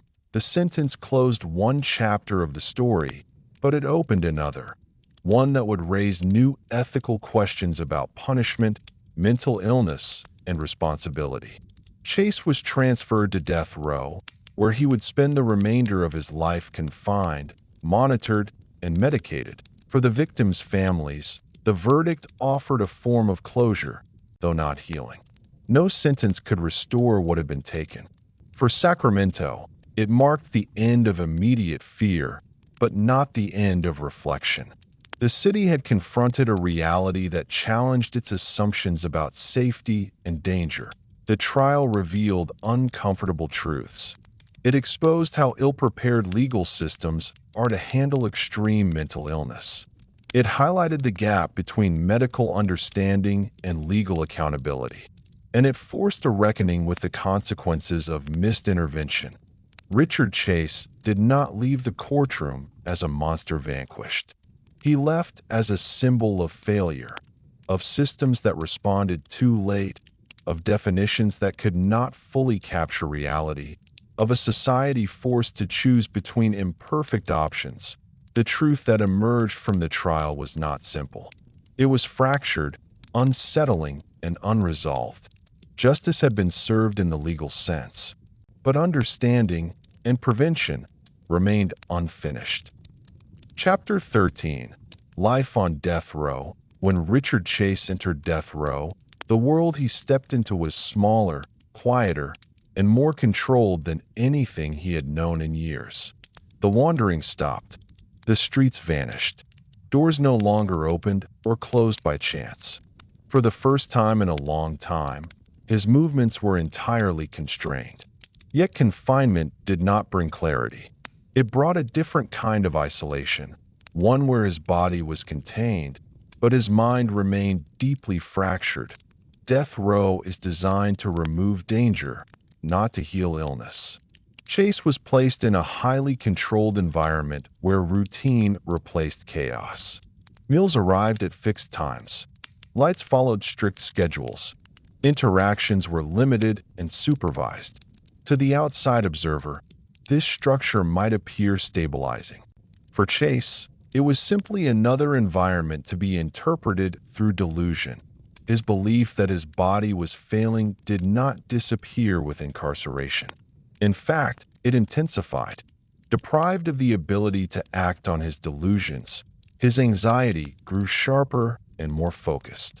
He became preoccupied with bodily sensations, interpreting every ache, every heartbeat, every moment of fatigue as further proof that death was imminent.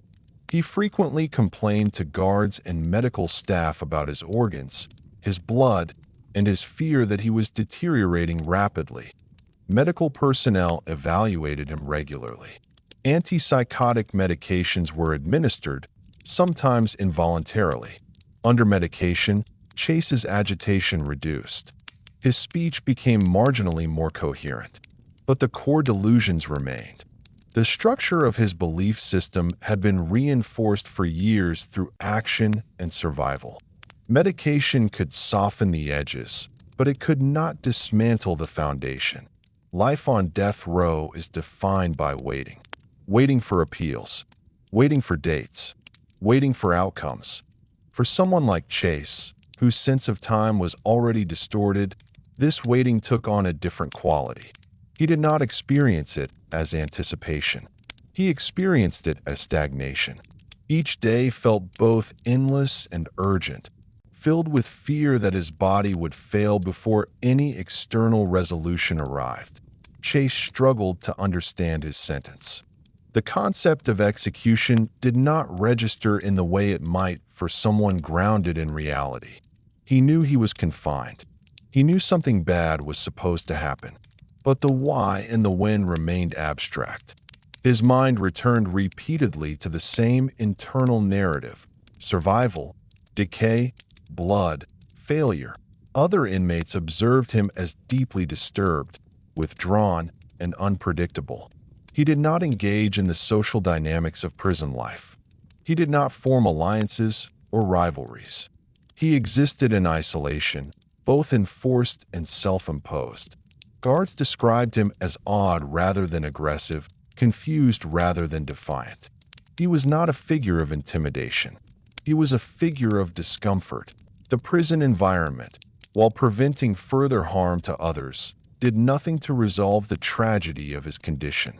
Chase's mental illness remained severe and untreated in any meaningful rehabilitative sense. The goal was management, not recovery. Safety, not healing. This reality highlighted a grim truth. The system could stop his actions, but it could not restore his mind. During this period, Chase's paranoia shifted inward. Without access to the outside world, his fears turned toward his immediate surroundings. He believed prison food was poisoned. He feared contamination from contact with others. He often refused to eat, deepening his physical deterioration. Each refusal reinforced his belief that his body was failing, creating a self-fulfilling cycle of decline. Medical staff faced a difficult balance. They were tasked with preserving his physical health while managing a patient who did not trust them and did not believe he was ill. Forced medication stabilized him temporarily, but it also fueled his paranoia. In his mind, interventions were not care, they were interference. Life on death row stripped away the illusion of movement that had once defined his existence. There were no neighborhoods to wander, no doors to interpret, no external signs to guide his delusions. What remained was the raw interior of his mind, looping endlessly through fear and misinterpretation. This phase of his life was not dramatic in the way the public might imagine. There were no escapes, no violent outbursts, no sudden transformations. It was quiet, slow, heavy. A man deteriorating behind locked doors, watched but not understood, contained but not healed. For the outside world, Chase became a closed case, a name filed away, a danger neutralized. For those who observed him daily, he remained a reminder of something unresolved, a person who had committed unimaginable acts, yet existed now as a hollowed figure, disconnected from the meaning of both his crimes and his punishment. Death row did not bring justice in the emotional sense. It brought stillness. And within that stillness, Richard Chase continued to unravel, trapped between a sentence he could not fully comprehend and a mind that could not let him rest. As months turned into years on death row, Richard Chase's existence settled into a grim rhythm defined by repetition and decline. Time no longer moved forward in any meaningful way for him. Days blended together, stripped of milestones or anticipation. The outside world continued to change, but within the narrow confines of his cell, nothing evolved except his deterioration. Chase's mental illness remained severe and persistent. Even under medication, his delusions never fully released their grip. He continued to believe that his blood was disappearing, that his organs were failing, and that unseen forces were working against his survival. These beliefs were not episodic. They were constant, shaping every thought and sensation. Medication dulled their intensity, but it did not erase them. One of the most distressing developments during this period was his growing obsession with contamination and poisoning. He became convinced that prison staff were deliberately poisoning his food. This belief led him to refuse meals frequently. He lost more weight. His already fragile body weakened further. Each physical decline reinforced his delusion that death was approaching, creating a self-reinforcing cycle that staff struggled to interrupt. Medical teams intervened repeatedly, monitoring his nutrition and administering treatment when necessary. But cooperation was inconsistent. Chase did not trust the people tasked with caring for him. To him, they were part of the same world that had failed and abandoned him. Every intervention was filtered through suspicion. Every attempt at care was reinterpreted as threat. Social isolation deepened. Chase rarely communicated with other inmates. He avoided conversation, eye contact, and shared spaces. His world shrank further, collapsing inward until it consisted almost entirely of his own thoughts. This isolation, while preventing conflict, worsened his psychological state. Human connection, already fragile, disappeared almost completely. Guards described him as quiet, withdrawn, and deeply unsettling, not because of aggression, but because of his detachment. He did not react to news about his case. He did not express fear of execution in any recognizable way. When legal appeals were mentioned, he appeared confused, asking questions that revealed he did not understand what was being discussed. This lack of comprehension raised ongoing ethical concerns. Was he capable of understanding his punishment? Did the sentence serve any purpose beyond containment?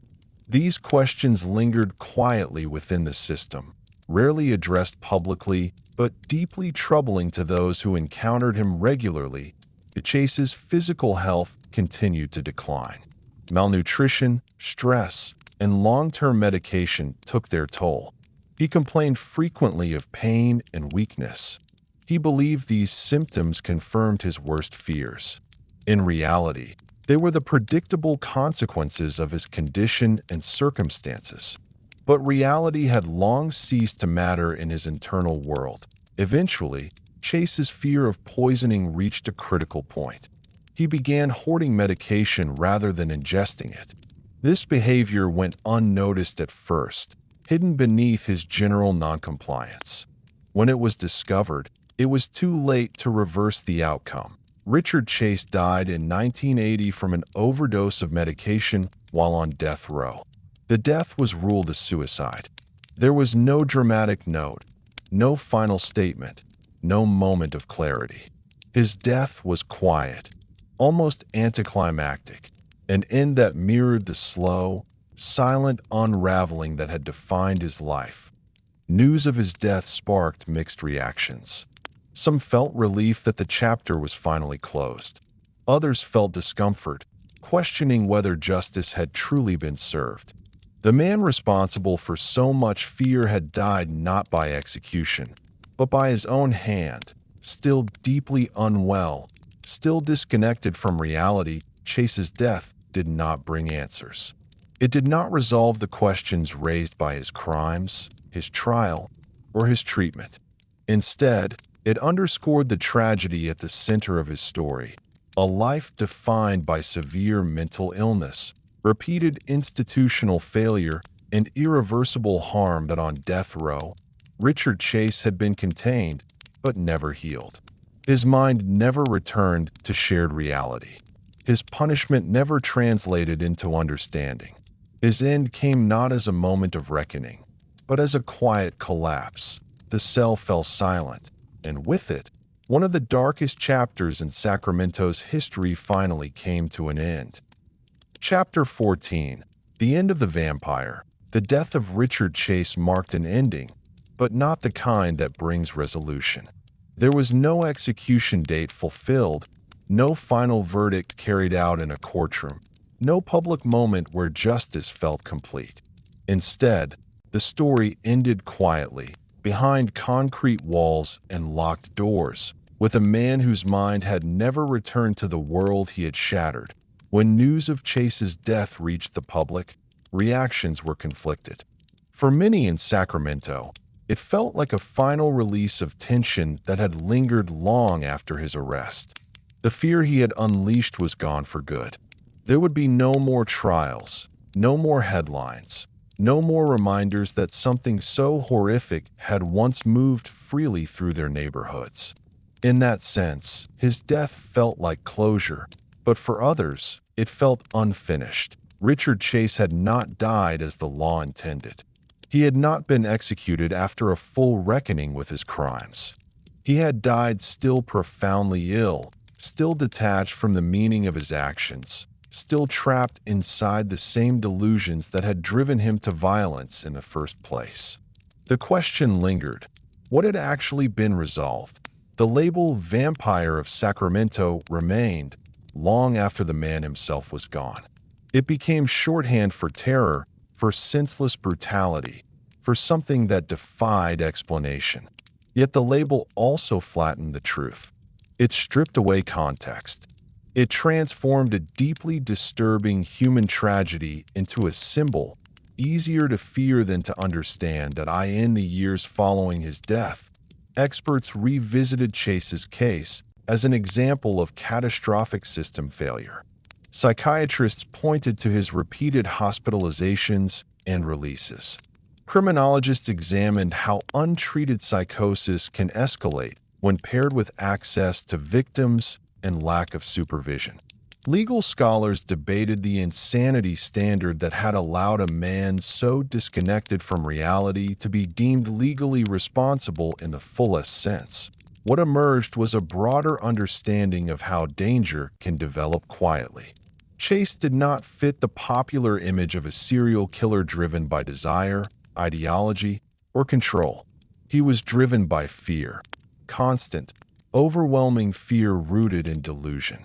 That fear, left untreated, became lethal. The end of Richard Chase forced uncomfortable reflection. It revealed how easily society can default to punishment when treatment fails, and how ill-equipped many systems are to intervene early and decisively in cases of severe mental illness. It raised questions that extend far beyond one man or one city. Could sustained treatment have prevented what happened? Would long-term supervised care have saved lives? Where should responsibility lie when warning signs are documented but action is limited by law, funding, or fragmented authority? There are no definitive answers. Only lessons point. One of the most sobering lessons is how invisible escalation can be. Chase did not suddenly become violent. His beliefs intensified gradually. His behaviors escalated in small steps. Each step alone seemed manageable. Together, they led to catastrophe. This pattern is not unique to his case. It is a warning echoed in many tragedies where intervention comes too late. Another lesson lies in the danger of simplification. Calling Chase a monster may offer emotional relief, but it obscures reality. Monsters are anomalies. They exist outside systems. Richard Chase was not outside the system. He moved through it repeatedly. He was diagnosed, treated, released, and forgotten again and again. His violence was not a failure of imagination, but of coordination and commitment. For the families of the victims, none of this analysis eases the loss. Understanding causes does not restore lives. Reflection does not heal grief. The end of the vampire did not undo what had been done. It only ensured that no further harm would follow. For Sacramento, the chapter closed slowly. The city returned to routine. Locks became habit rather than fear-driven ritual. Life reclaimed its ordinary rhythms. Yet beneath that normalcy remained a memory of how fragile safety can be and how quickly trust can erode when danger goes unrecognized. Richard Chase's story did not end with redemption or clarity. It ended with silence. A cell emptied. A file closed. A name that would forever be associated with fear, but also with unanswered questions. The vampire was gone. What remained was the echo of a tragedy that could not be neatly contained by labels, verdicts, or sentences. Only understood, remembered, and, perhaps, prevented from repeating in another form. In the years that followed Richard Chase's death, his absence did not erase his presence. The crimes he committed continued to live on in court records, medical journals, criminology textbooks, and the collective memory of Sacramento. His story became something studied rather than feared, dissected rather than whispered about. Yet even as understanding deepened, discomfort remained. Because the more clearly the story was understood, the harder it became to reduce it to simple conclusions. Richard Chase did not leave behind a manifesto, an ideology, or a legacy he intended to create. What he left behind was a question mark, one shaped like a human being. His life forced professionals across disciplines to confront the limits of their systems. Psychiatrists revisited diagnostic thresholds. Law enforcement reconsidered how mental illness intersects with public safety. Legal scholars debated whether existing standards truly reflect the realities of severe psychosis. The term Vampire of Sacramento persisted, but increasingly, it was used with caution. Experts recognized that the label, while memorable, distorted the truth. Chase did not act out of fascination with blood or a desire to terrorize. He acted out of delusion-driven fear. His illness did not make him evil, but it made him dangerous when left untreated and uncontained. One of the most unsettling realizations to emerge from retrospective analysis was how ordinary the progression had been. There was no dramatic turning point where everything suddenly went wrong. There was only escalation, quiet, incremental, and largely invisible to those not trained to see it. Each missed appointment, each discontinued medication, each release without follow-up nudged the trajectory forward. This realization shifted how professionals talked about prevention. Chase's case became an example of why continuity of care matters, why supervision cannot be optional for certain levels of illness, and why siloed systems create blind spots where risk can grow unchecked. His life became a cautionary reference point, cited whenever discussions turned to community mental health failures. For the public, however, the emotional response was more complicated. Many people preferred to remember Chase as a monster rather than a patient. Monsters are easier to fear and forget. Patients force us to confront vulnerability, both theirs and ours. Acknowledging that someone so unwell could move freely through society unsettles the illusion of control. The end of the vampire narrative did not mean the end of the underlying problem. Severe mental illness did not disappear. Systems did not suddenly become seamless. But awareness sharpened. Policies evolved. Conversations changed. Slowly, the space between warning and intervention narrowed. Though never completely closed, Sacramento itself carried the memory quietly. New families moved into old neighborhoods, often unaware of what had once occurred there. Time softened the edges of fear, but not the lessons. Locks remained locked. Awareness lingered. The city learned, in a way no one wants to learn, that safety is not static. It requires vigilance, coordination, and compassion. Richard Chase's death closed his story, but it did not conclude its impact. His life remains a grim reminder of what can happen when fear, illness, and systemic failure intersect. Not because it is unique, but because it is not. The end of the vampire was not a victory.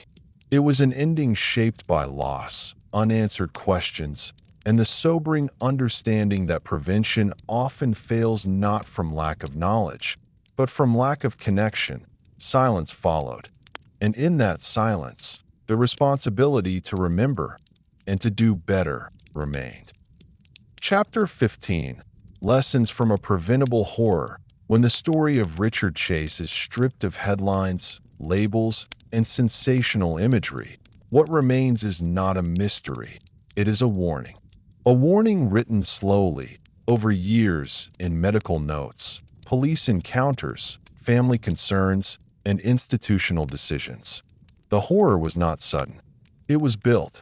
And because it was built step by step, it carries lessons that are as uncomfortable as they are necessary. The most difficult lesson to confront is that this tragedy was not inevitable. Richard Chase did not emerge fully formed as a killer. He deteriorated in public view. His illness was recognized, documented, and repeatedly treated, just not consistently, not forcefully enough, and not in a way that prioritized long-term safety.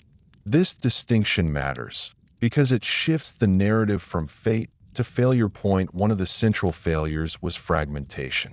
Mental health services, law enforcement, social systems, and legal institutions each saw pieces of the same person, but no structure existed to assemble those pieces into a single, actionable picture. Information stayed compartmentalized. Responsibility diffused. Action stalled. This fragmentation created the space in which Chase's delusions hardened and escalated. Another critical lesson lies in the danger of equating stability with safety. Chase was repeatedly released from psychiatric care once he appeared calmer under medication. But calm is not insight. Reduced agitation is not recovery. Without supervision and compliance, stability is temporary. Chase's releases were based on short-term presentation, not long-term risk, and the difference proved fatal. Medication noncompliance was another warning repeatedly ignored. Chase's refusal to continue treatment was not a minor issue. It was a predictable outcome of his illness. Severe psychosis often includes lack of insight, making voluntary compliance unreliable. Expecting self-management from someone who does not believe they are ill is not optimism. It is negligence. The case also highlights how legal thresholds can unintentionally increase danger. The requirement for immediate, provable threat before involuntary commitment left Chase free until violence occurred. This standard, while designed to protect civil liberties, failed to account for patterns of escalating risk. By the time the threat was undeniable, the damage was already done. Animal cruelty, firearm possession, and delusions involving bodily harm were not abstract red flags. They were concrete indicators. Each one increased risk. Together, they demanded decisive intervention. That intervention never came. Perhaps the most unsettling lesson is how easily society defaults to punishment when prevention fails. Once Chase committed murder, the system responded swiftly and decisively. He was tried, convicted, and sentenced. Yet the resources mobilized after the tragedy far exceeded those available before it. This imbalance reflects a broader societal pattern, reacting forcefully to harm, while underinvesting in prevention. Understanding these lessons does not excuse what Chase did. Accountability remains essential, but accountability without prevention is incomplete. It answers what happened, not how to stop it from happening again. Richard Chase's story forces a confrontation with an uncomfortable truth. The most dangerous failures are often quiet. They do not announce themselves with alarms or urgency. They accumulate through missed follow-ups, denied commitments, and systems that operate in parallel rather than together. The horror was preventable, not with certainty, but with possibility. And possibility, when ignored repeatedly, becomes responsibility. The final lesson in the story of Richard Chase is not found in court verdicts or psychiatric diagnoses.